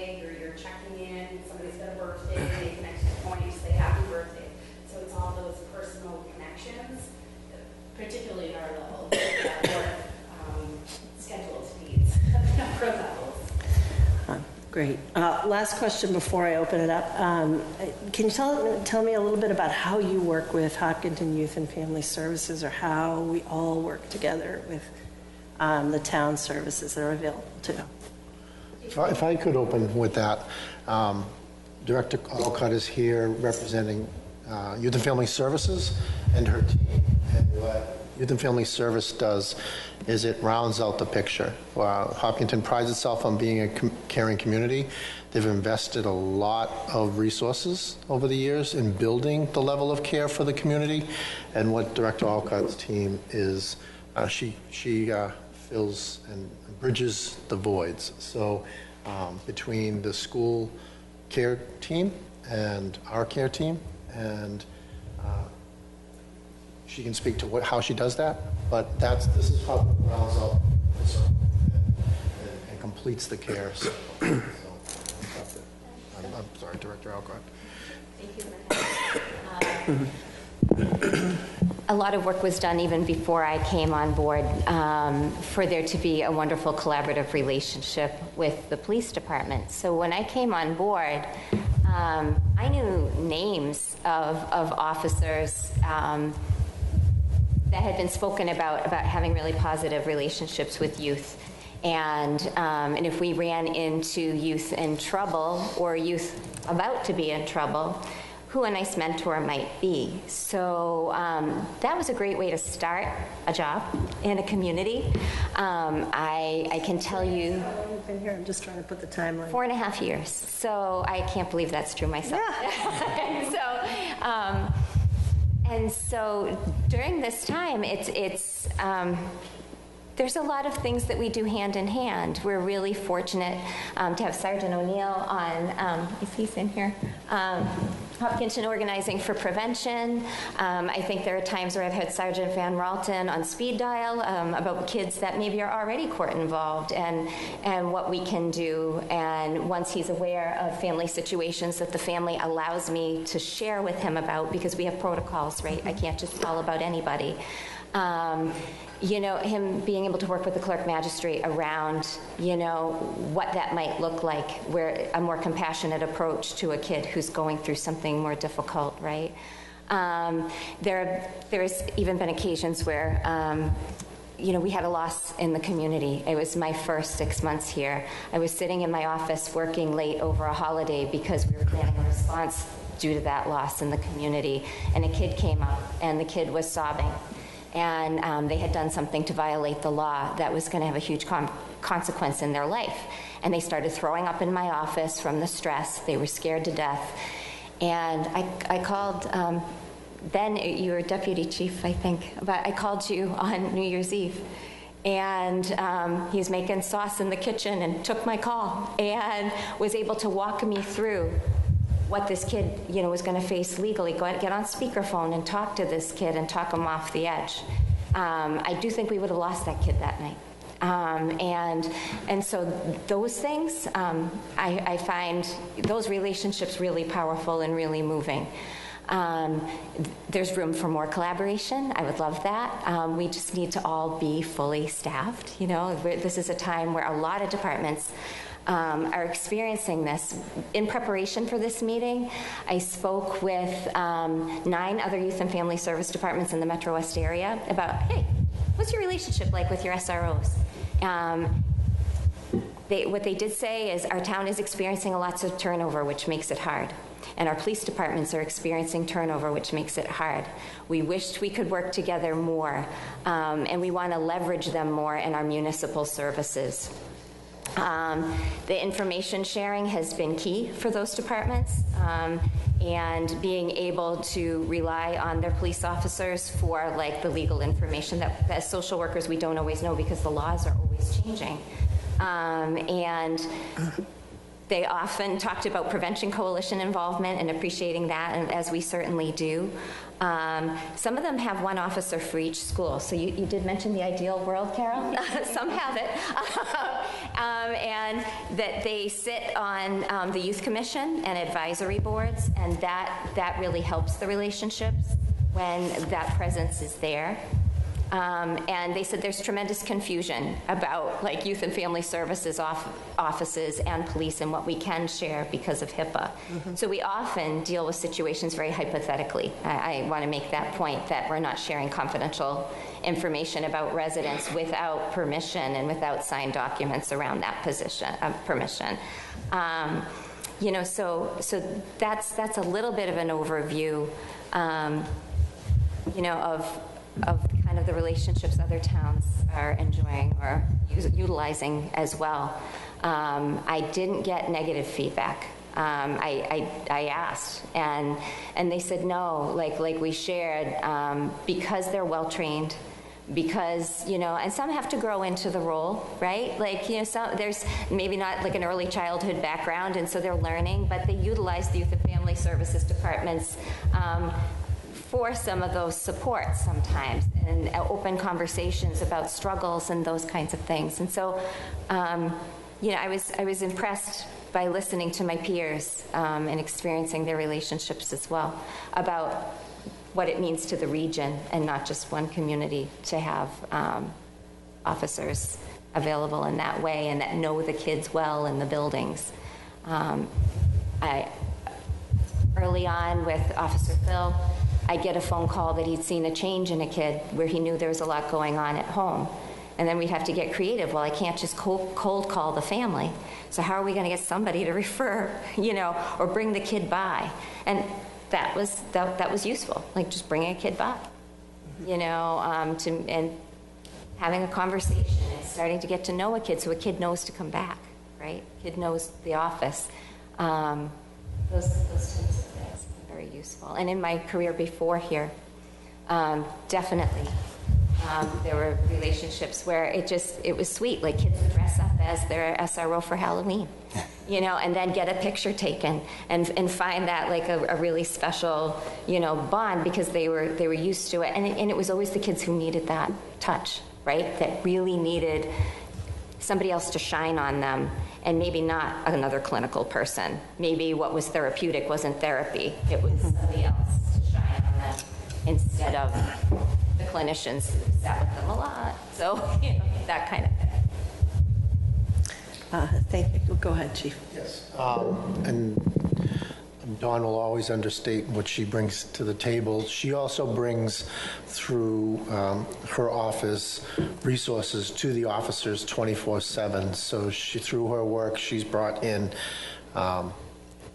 companies that make themselves available, hotlines and resources to the officers for members of the community or anybody in need. So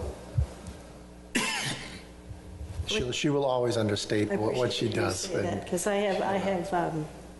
have seen that. Actually, I've seen that from a lot of folks that are at this table. Only because I've aged out of some of the schools, but appreciate that. A lot of people go above me on, and I've seen a lot of really personalized and focused attention for families and kids when it's been needed. So. And the last thing I'd like to mention, and I'm happy to announce, is that through Sergeant O'Neill's work, we've separated with advocates for a clinician.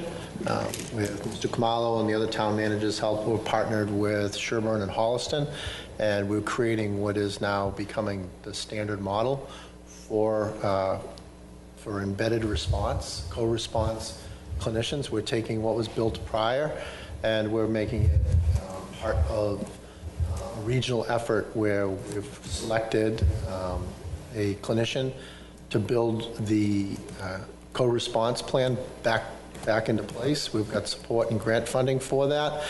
Thankful to the town managers and police chiefs and human resource departments from Sherburne and Holliston.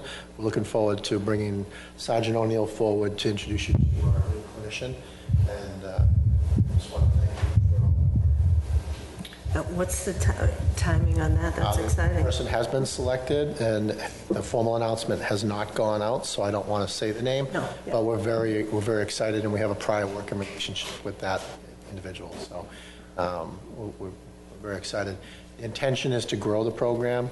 We've spoken with the grant administrators, and there is a lot of support for this model, and we intend to bring a second clinician on, and most likely a supervisory role. So tell us a little bit about the grant. How long is it for?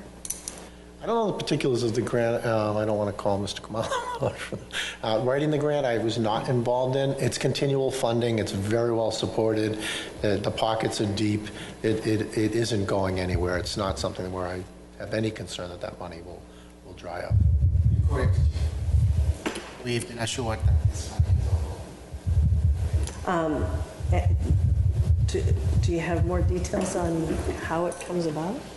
Yes, in fact, I brought it to the board's attention, and you did authorize the town manager to sign for it. Yeah. It's in fact an evolution of a relationship that we've established with state agencies over the years. We are working through an entity based in Framingham for a while to provide the embedded social worker services. However, when we lost the individual who was working in that role, advocates were unable to replace them. Yeah. We then approached our partners at state level for a different way of providing that service. And what we have now adopted as a model is to actually have the town's contract directly with the state agencies, and we're responsible for hiring the staff who would work alongside our police departments. So we now have a direct relationship with the state agencies. We're receiving funding directly. And in fact, what was a plus for us was that we were then afforded, instead of one, we got two staff positions managed. That's amazingly good news. And it starts, do you know when it starts? Oh, we wanted to start yesterday. We were eager to get going. We, working through Holystone, are in the process of identifying the individual. It's imminent. Yes. I was going to use the word imminent. Imminent. Yeah. Okay. Does anybody on the, I have some questions from, gathered from people, but does anybody want to start questions or have questions? I do. I don't want to be the one to start with such a horrible question here, but with the events in Maine last night, would a school resource officer have any role in protecting students in an active shooter situation? Mr. Nasrullah, I actually thank you for the opportunity to take a moment. Can we repeat the question? With the events in Maine last yes, night, in Maine. That's the only word I missed. Okay. Again, thank you for the opportunity to discuss this. It is heavy on all of our hearts, and certainly I don't want to speak for everybody, but our thoughts are with all those that are suffering, all those who were lost, and all those surrounding, and our first responders that tragically had to do the work that is necessary. As Officer Sotoro alluded to, he has the support of patrol.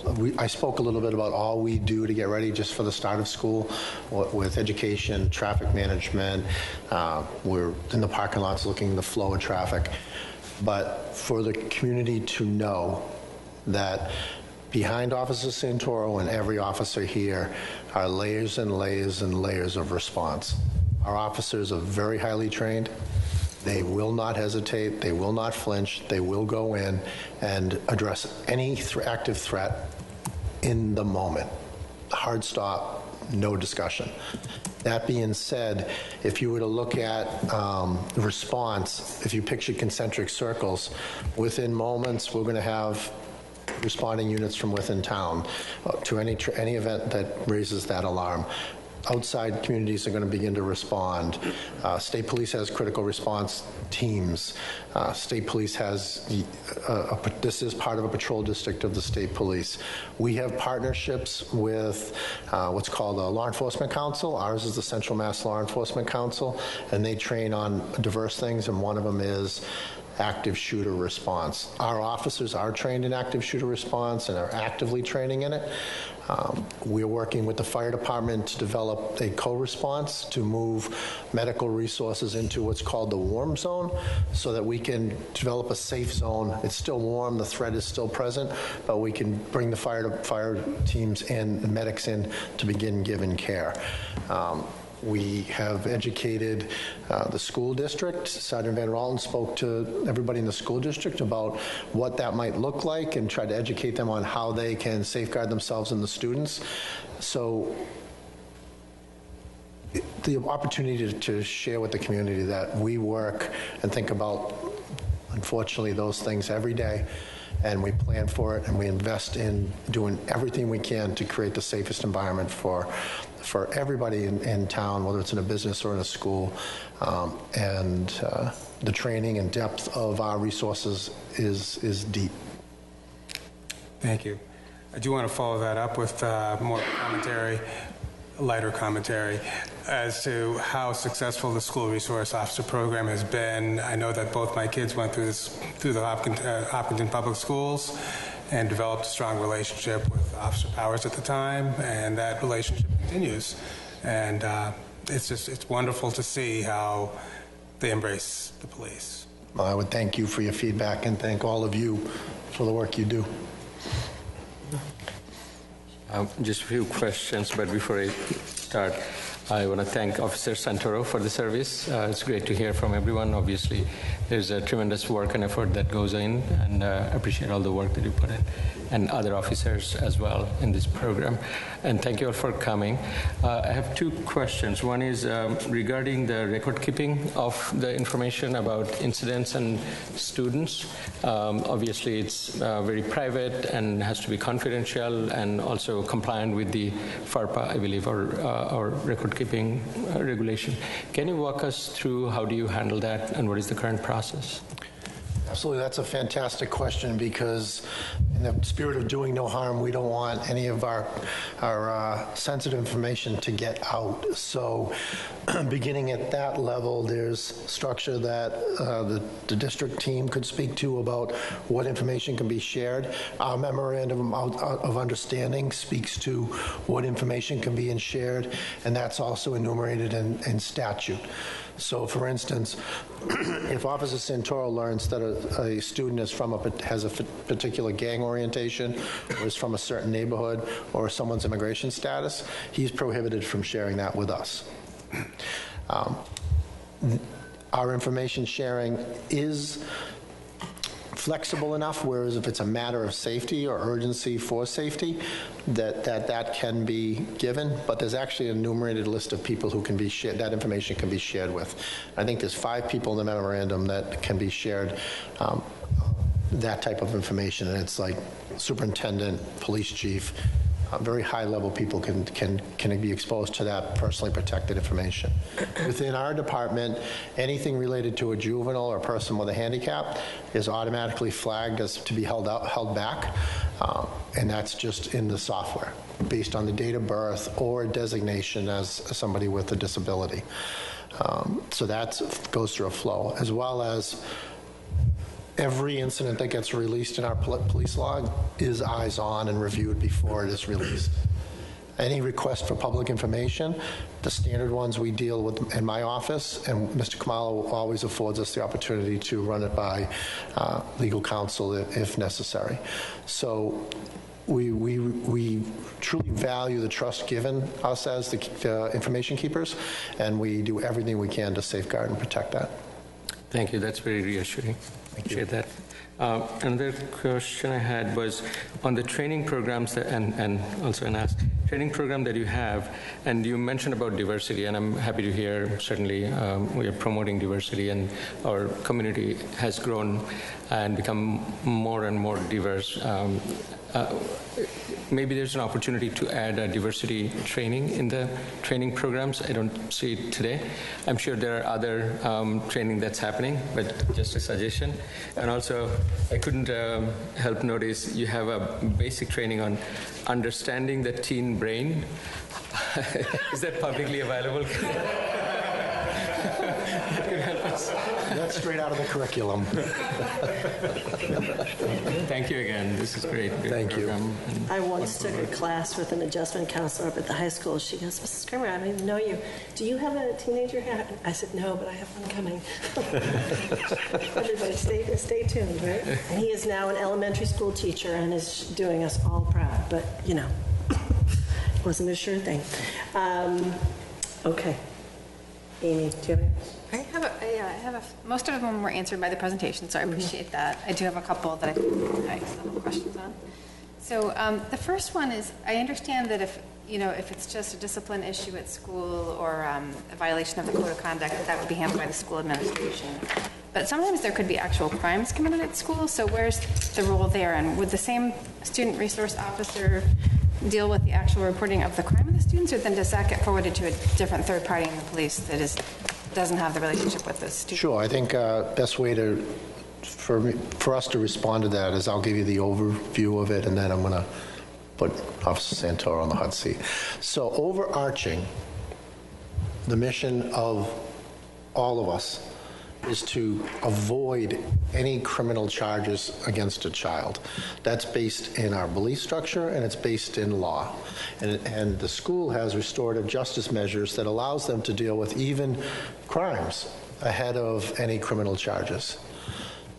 That being said, at the structural level, should there be criminal charges be warranted, then Officer Santoro would have access to Detective Sergeant Van Ralton, detectives and officers, and given the nature and the relationship that Officer Santoro has, he would base his request for additional support on that. Am I hitting the highlights, Officer Santoro? Yeah, so we're very lucky here. It's very minimal criminal charges within our schools. There has been a couple occasions, unfortunately, where it has happened. I am the juvenile court prosecutor. That being said, I'm also an advocate for these kids if they do need to go through that, so I help families understand what the legal process is going to look like. And I also speak with the clerk magistrates in the juvenile court about, what steps can we take so that we can learn from this and we can avoid this problem in the future. I kind of consider when I'm in the schools my job to make sure kids don't get criminal charges. It's a little different than my role out on the street, but I am still the juvenile prosecutor, so I do deal with the juvenile court directly. So a lot of the kind of hot button topics are restorative justice, and that begins there, and diversion. And that is present and prevalent within the school, and it's present and prevalent through the juvenile court system, and that's exactly what Officer Santoro oversees. And so, sorry, please. Say it was something really serious, and hopefully we're not going to have this, but... we do, unfortunately we do. What's it occasionally? Unfortunately we do. Okay, and the student does need to be charged with a crime. You wouldn't be the charging officer, right? That would go to someone else, because you would probably know both parties in the situation. Most likely would be the you would be the charging officer. Okay. Okay, and then my next question is, so unfortunately, throughout the U.S. and everywhere, there have been many cases in the years over in large organizations that have like systemic abuse, religious leaders, scout leaders, sometimes youth sports leagues have had this problem, which is, has resulted in a lot more awareness and steps being taken to prevent this sort of abuse and grooming. Like I know I was a scout leader and I had to take youth protection training. It was an hour-long course every 2 years, and I think a lot of churches now have different practices for their Sunday schools to make sure the rooms are always open. No one could be alone with one student or one child at a time. And so I assume that the schools, including the SRO program, have made improvements over the years too, and I wondered if you could talk about that, about the training. Just for clarification, so you're looking for information about awareness and training, recognition, prevention, and prevention. Taking steps in the building and everything. Sure. I think functionally, I would ask if someone from the school, and if you could, Toro, I think it'd be good for the community to hear from you. We've had many conversations, and we have many policies that dictate what you can do and what you can do. You and I we all have had conversations about safeguarding and even safeguarding yourself against an accusation. And If someone from the school wants to talk about that, and then we'll put, oh, Matt, you're always better to go first. So, there's required training every year that I attend. That is a topic nowadays. Essentially, what's appropriate, what's not appropriate, what kind of things can I do, what kind of things can I not do.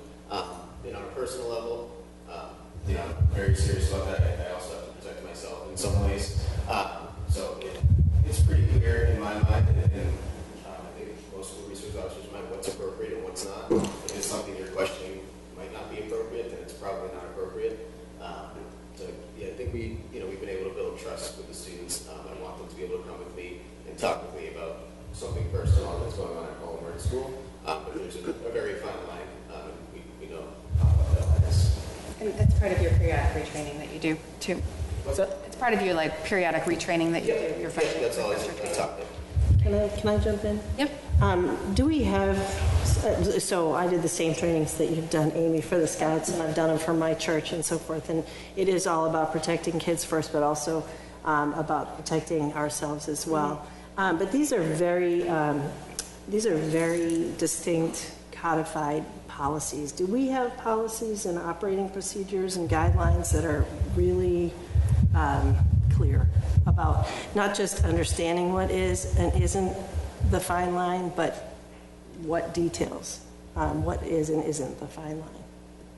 Yeah, we have pretty strict policies about professional conduct, especially matters dealing with juveniles, extremely sensitive matters in a very vulnerable population. We have over 300 policies in our policy book, and there's very clear lines of what I can and can't do. I'm really asking about the SRO program, though. Does the SRO program have, I mean, you're dealing with youth all the time in a relationship building way, right? So we're not expecting the young people to understand how that is, where the fine lines are, right? We're expecting all of our professionals to know where they are and to have it be detailed and known. Do we have guidelines that really speak to that? Sure, Madam Chair, if I may.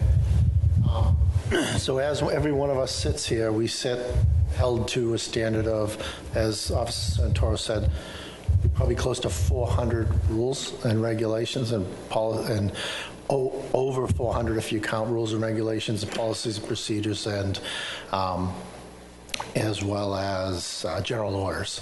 So Officer Santoro, as he sits there, has to comply with all of that, all of the school's regulations, all of the standards of his duty assignment as a school resource officer, and there is volumes and volumes of policies that govern our behavior and actions. To that point, there is no distinction in my department. That level of proper behavior is expected from every member of my department and our department and your department. So I want to make sure that I'm clear that I'm not questioning that. Right? These are hard topics to talk, and I'm not questioning anybody's professionalism or conduct.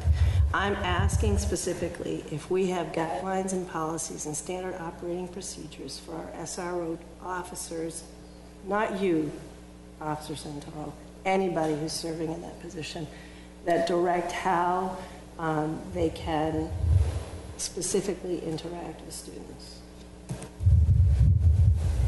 It sounds like it is in writing, right? Of course. School resource officer policies. Are those available to the public? Of course. I'd like to request seeing them if And absolutely. And you will be seeing, as we move towards 6th edition, you can anticipate about 400 policies coming across your desk in the next 3 months.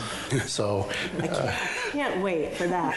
I really just, this is not meant to be accusatory in any way. This is about learning about what we have structured in place to protect everybody who is involved with young people in particular. Right? And I get that the police have reams of policies and procedures. I'm really asking about how we know that we're building the SRO program in particular. It's a unique kind of exposure to our young people that is meant to be entirely positive, right?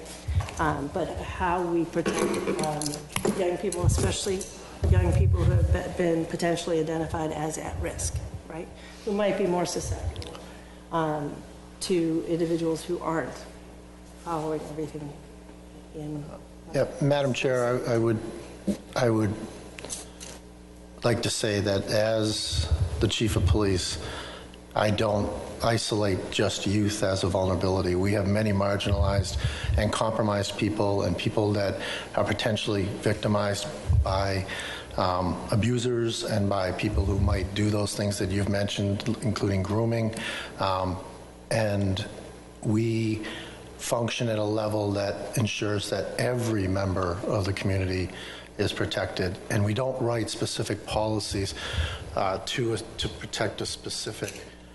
Although the SRO has particular policies, that policy and belief structure is systemic within our organization. And that, to broaden back a little bit, that goes to how we as emergency managers plan. We used to plan storm plans and you take the storm plan off the shelf. Well, now we look at it as a whole community emergency response plan. And that is our expectation. So whether it's, recently we've had conversations about the LNG. We respond with a whole community, all hazards approach, and our police practices, rules and regulations are written and geared towards protecting everyone, always. Amy, were you all set? Yeah, I just have the one last one, and it's a little bit related, but just, this may be more for the school staff too, but I know at work I have to do an annual training to learn about my required reporting duties and for things like sexual harassment, abuse, neglect, and I have to read through that and agree that I signed it every year. And I assume the schools do that as well, right, every year? Okay. And so I assume the SRO would probably be part of that too, or, yeah. Absolutely. So there's townwide annual and biannual requirements. There's department requirements as mandated by our policies. There's state requirements mandated by the police officer standards and training. There's state requirements required by the municipal training requirements. And we also have requirements that are based on particular equipment we have or services that we provide. Mary Jo. Well, I had a question, and it was about the discipline article, which Amy asked. So I'm going to take my time and say a thank you for last Friday's early release. It was spectacular. Hundreds of kids, everybody very happy to be there. And talk about communication between the kids and the police department. I was standing there when a girl from Legacy Farms came up and she brought 4 or 5 friends. She was very excited because she had met the officer in the past and really liked him and brought her friends specifically to introduce them to the officer. And the other officers were doing the same thing. They were out and around with the kids, and the kids were having a good time. And that communication is priceless. And I just want to thank you for it, but I also want to thank Bill's Pizza and the library for they had a video game thing going on that afternoon. And Hop Yo and anybody else in town who, to the police department's asking, I guess, donated and helped make it such a success, because it was an amazing, successful day. And I want to thank you all who contributed. I want to thank you, Ms. Lafreniere. And just to share the magic of what is this community, that started with, I was thinking, and my team, Detective Sergeant Van Ralton and Matt Santoro, went to work. And when I touched base with them again days later, they said, "We got this, Chief," and it was done. So thank you both for all that, and thank you to the community. The community support has always been incredible for the police department and our initiatives and projects. And thank you for everyone. The outpouring of support and the expressions of gratitude has been incredible. It's a great example of taking what could be a community concern and really changing the energy and the opportunities. Yeah, we just saw it as an amazing opportunity when, you know, when we can predict where hundreds of children are going to be, why not try to connect with them, right? Here they come. Yeah, They were running. They were literally, we couldn't put pizza on the plate fast enough. They were running. Yeah, everyone resonated the same, Chief. Thanks to you, to the library, to Dawn Youth Services. Everyone worked together, and it was a wonderful program. There were hundreds of kids, so much energy and so much joy just around. And thanks to you, Officer Scott, Officer Santoro, and I know there were a lot of hands and planning and hard work. It was wonderful. It was community policing, relationship building at its best. And let's continue doing things like this, and any way we can help, let us know. We are certainly there to support. Through the chair, thank you. So I had two last questions. Officer Santoro, can you just share with us, you probably know that I'm a social worker myself by training, right? Just obviously with no specifics, I don't want to even come close to specifics, what it is that you do in your day-to-day when you know that you have a young person that you're interacting with that needs additional supports, professional supports. What happens then? Yeah, so certainly it's something that comes up during the school day in school. We try to work together as a team in school with the student's counselor, so the social workers in school, or even a trusted teacher, someone they can connect with, and making sure, you know, we have a plan to go home and be safe, if it's something of that nature. And then if it extends beyond the school day, the school staff is fantastic and will, you know, do everything they can to support students, but sometimes it may spill into an after-school thing. Youth and Family Services has always been fantastic. When we had our own clinician, which sounds like hopefully we're going to soon, that's an opportunity for them to become involved with the family. We never force any services upon families, but you know, they've always been very, very accepting of the help we have to offer. But it really is a team approach. I can't solve every problem by myself, and I don't think a counselor can solve every problem by themselves. But if we work together, you know, kind of using the different resources that we can each pull in, we usually have a good outcome. Thank you. Just the last question. It's a kind of a structural question. I didn't read the MOU word for word, but I did take a tour through it. And it says that the chief and the superintendent set metrics and review performance. And I'm wondering how you do that, how you set your metrics, how you review performance, and how often that is done. Sure. So Dr. Kavanaugh and I speak regularly would be an understatement. I interact with the principals on a regular basis, and I know that Detective Sergeant Van Ralton does that on a more than regular basis. We have Officer Santoro and every member of the department and every member of the town staff have, as you know, performance reviews annually, and their metrics are measured. Had conversations with Dr. Kavanaugh, and I'm going to be working to develop a specialized performance review for school resource officers. But one of the areas where my prior discussions with you about getting direct supervision of the program and of the division, which I hope to create if we put an officer in every school, ahead of that, and as we build it, I firmly believe that we need a sergeant in that division. We need someone with that special training, with the understanding. I don't have the knowledge that Officer Santoro has, and we need a sergeant who does, to build and expand that program and grow it. And part of that would be, and I met with our, I was working with our Pro Phoenix implementation for our CAD management system, and today I spoke with them about how can we collect more metrics and what can we collect from databases, but also, you know, for us to, and I've spoken with my team and Dr. Kavanaugh about working to develop that performance evaluation to better collect data with the hopes of, through that software, of having that be one component of our forward-facing dashboard so that people can see his historical interactions with students, how many meetings hours have been attended. There's a lot of information that we wouldn't be able to share, obviously.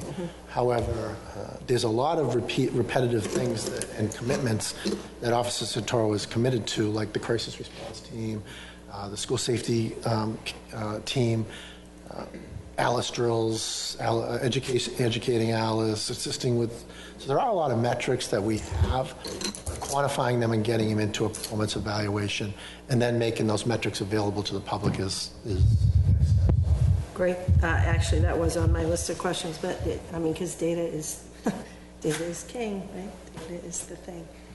So that's good to know that is on track. So my only other question is there anything I've forgotten or we have forgotten to ask that you would like us to know? I think it's visioning, right? I touched on it a little bit. This is, as Dr. Kavanaugh said, touching 30% of the population every day, and no place else does the police department have that kind of contact with the public. And we realize that is a delicate portion of our population, and we want to build on our commitment to them. So bringing more SROs on board, bringing rank structure into it, enhancing our collecting of data so we can use that data to continue to support the program. I think that's where we need to be moving. I feel and I know through prior conversations that all of us here support that, and we're looking forward to advancing the program. Great. Thank you all very much. This was really appreciated, I know, not just by us, but by the community at large. So thank you very much. Thank you all. Have a good night. Thank you.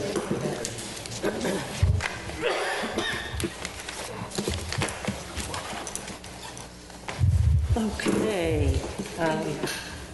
The next order of business is liaison reports and board invites. Mary Jo, do you want to start us off? All I had was the MWRTA, and basically that was a phone call conversation, and they'll be meeting in a couple of months, and that's really all I have tonight. Back to me, because I think I do have one for that. Oh, wait a minute. Oh, Marathon Committee. I did talk to them, and I saw Dorothy. We had a little meeting about the 100th with Kelly Groke and somebody from 26.2. It's just the beginning, and we're late getting started, and we're going to need a lot of help, I think. Plenty of time. Here we go. Yeah, here we go. And so that was one other meeting that I went to, and then I went to the police thing on Friday for a little while. I just dropped in, but boy, was I impressed. And and another thing that impressed me too, police outreach, was I went to physical therapy and I went to the senior center for lunch, and I had a full-dressed officer wait on me and answer questions to all the seniors as he was trying to take orders and get the meals out, and it was really fun. So I don't think other than, and Marathon Committee will be having their first meeting this month. Okay, awesome. Starting again this year. Amy, do you want me to come back to you? Yeah, well, maybe Mr. Quallen will know, but I believe the Permanent Building Committee announced something today. Are they having a forum? Or did you say that one already? You did say that already. Yes. Okay, sorry, never mind. We already went over that one, November 2nd. And we are actually also working on a press release to be issued tomorrow. Okay, that's right. Because I've been hearing that question in the community. Nice. That's okay. Well, now to Irfan. So the only thing I have is Such is going to be doing a Diwali party this Saturday. Saturday, right? Yeah, Saturday. I don't have the details with me though. Yeah, it's some DoubleTree Hotel, Saturday evening, 7 o'clock. Okay. So for ESBC, the public forums are going on. Yep. So that's great. And there's a very good news that we likely will get another, I don't have the exact circulation here, but about 14 million more from MSBA grant, which is going to reduce our overall burden by another 14 million. That's awesome news. Yeah. Yep. So very happy about that, and it'll certainly Keep our appropriations committee busy, trying to work with all the numbers, but it's in the right way. So will they be sending, I assume they'll send a press release about that? Right, yeah. I think they're working on the numbers and they'll be available. And they did have public forum, pretty good one. Last couple I couldn't attend those with other conflicts. The next one, just for the public, I watched it, I didn't attend, I watched it online. Really appreciate the Elementary School Building Committee and everybody. They're working really hard to interchange with the public. But the next one is November 7th, 7 to 8:30 at the high school. Thank you. Yep. That's great. Yep. And I would also encourage everyone to go to the site, look at the documents, look at the deck. We hear a lot of good questions, but we also hear a lot of a lot of data and information flowing out there which are not accurate. So I think information is the king, so let's make sure everyone has the right and accurate information. And it's all available on their website, on many communications, public forum presentations. Please take a look at those. And if you have questions, feel free to reach out to the committee, to us. John, everyone is very eager to help. But let's get all the right information and disseminate as we go through that. That's, I think, the big one, of course, for ESPC. One question or comment that maybe you could mention to them too. Yeah. Someone asked me about this today. There's one more forum. Is there any chance it could be held at Elmwood School? Or if it can't be held at Elmwood School because that would be inconvenient, could there be an opportunity for the public to see the existing Elmwood School? It's a great idea. I'll communicate that. But they don't have an auditorium, so there wouldn't be comfortable seats. They'll show the exact problems. Right, yeah. And I don't know, the acoustics are probably bad because they don't have an auditorium with soundproof. Yeah. We did do one though at the center school. I was trying to think, and it isn't perfect, but there certainly are gathering spaces like the cafeteria or the gym. I'm trying to think where it was for center school, and they did do a tour. They did a tour. Oh, maybe a tour or something. Maybe a tour, would be helpful for the public. I like that. I went on it actually. I've been out of the school system for the younger schools for so long. Tell them about it. Affordable housing, their meeting couldn't happen because of Zoom glitch. So that was learning about how the Zoom can be set up effectively next time. So that's going. Outside those, the Board of Health started their strategic planning process. So that's great. So it started last night actually. So more to come.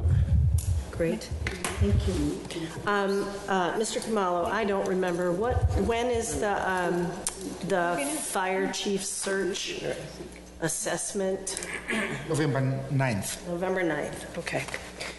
So that we are still in process with that, and following that, the results of that, the board will receive information about the performance. Everybody gets the same scenarios and works through the same issues, and we'll have sort of the final step of the process when we interact with the finalists. Is that right? Yes, the board, in fact, is the screening committee. Will then compile a report to be submitted to the select board. Great. With the recommended finalists. Great. Okay. I watched the school committee discussion this last week. They spent some time talking about the special town meeting, as you might imagine. They also spent some time discussing, what happens if there is a no vote.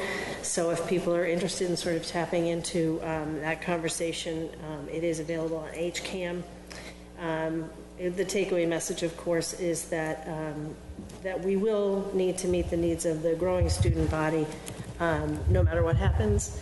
They also were going to interact with the information on the electronic voting at their next meeting, but perhaps they had the opportunity tonight, and we have their feedback if they have any, but we stay open to that. And then some really great news about MCAS scores. It's worth watching, actually.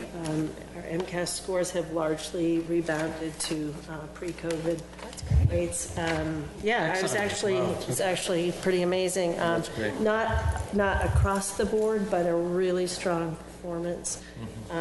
So that was really good news to see as well. And I think that's... Oh, Mary Jo had one. Yep.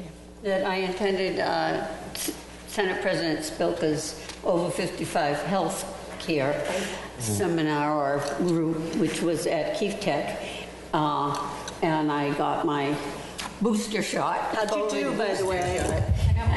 I was kind of very sleepy and stuff the next day, but otherwise fine. It was well attended. She had. They had lunch. They had many, many people there giving out all kinds of information, and to stop and talk to people. And I thought it was quite a success. That's awesome. I should add one more. Representative James Arena de Rosa organized a small business forum this week, and it was really a great discussion. We had good participation. We could have more, but there were a lot of events going on. But a lot of good discussion. Chamber participated, and I participated.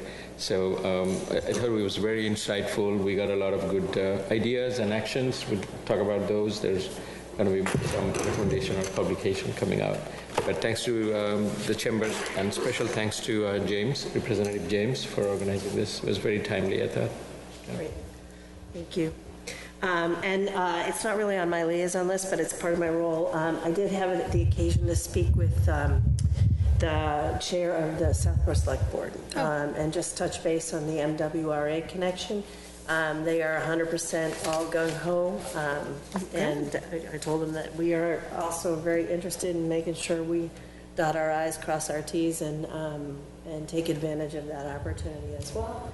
So more to come on that. I know the public is very interested. I'm very interested in that as well. So stay tuned. That's ongoing. So it was good to hear anyway. Yeah. Oh, one other. One more. One more. So I attended the 2-day session with the invite from Senator Spilka to the legislature. Nice. That was amazing. Yeah, it was great, and I learned a lot, and I loved it. Oh, good. Thanks to the senator for inviting me. That's awesome. It was great participation, wonderful content, and I got to tour the State House too, but a lot of good debates and it's so fun. discussion. It was so much fun. Yeah, I did it. I highly recommend it. Citizens Legislative Seminar. Yeah. It's so awesome, though. We had to go through that working here. And we were on the Facebook floor. friends with some of the people I met there. It's from other towns. Oh, that's awesome. Yeah, I did too. I met the city council, one member of city council from Framingham, from Ashland, from Holliston, and from Hingham to many other. That's awesome. Yeah. It's a great program. It's a good program. Yeah, I agree. I agree.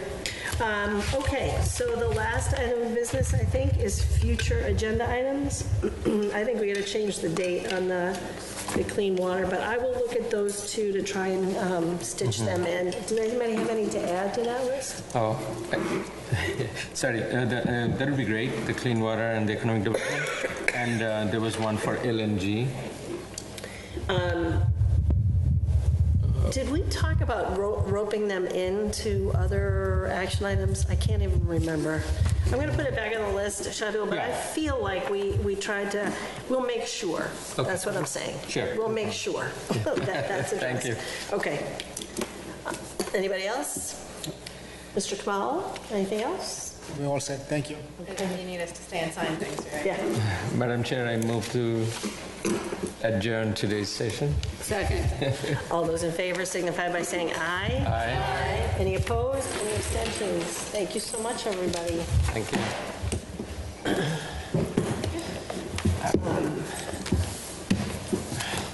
Actually, really appreciate that you had the time to talk about this. Sign.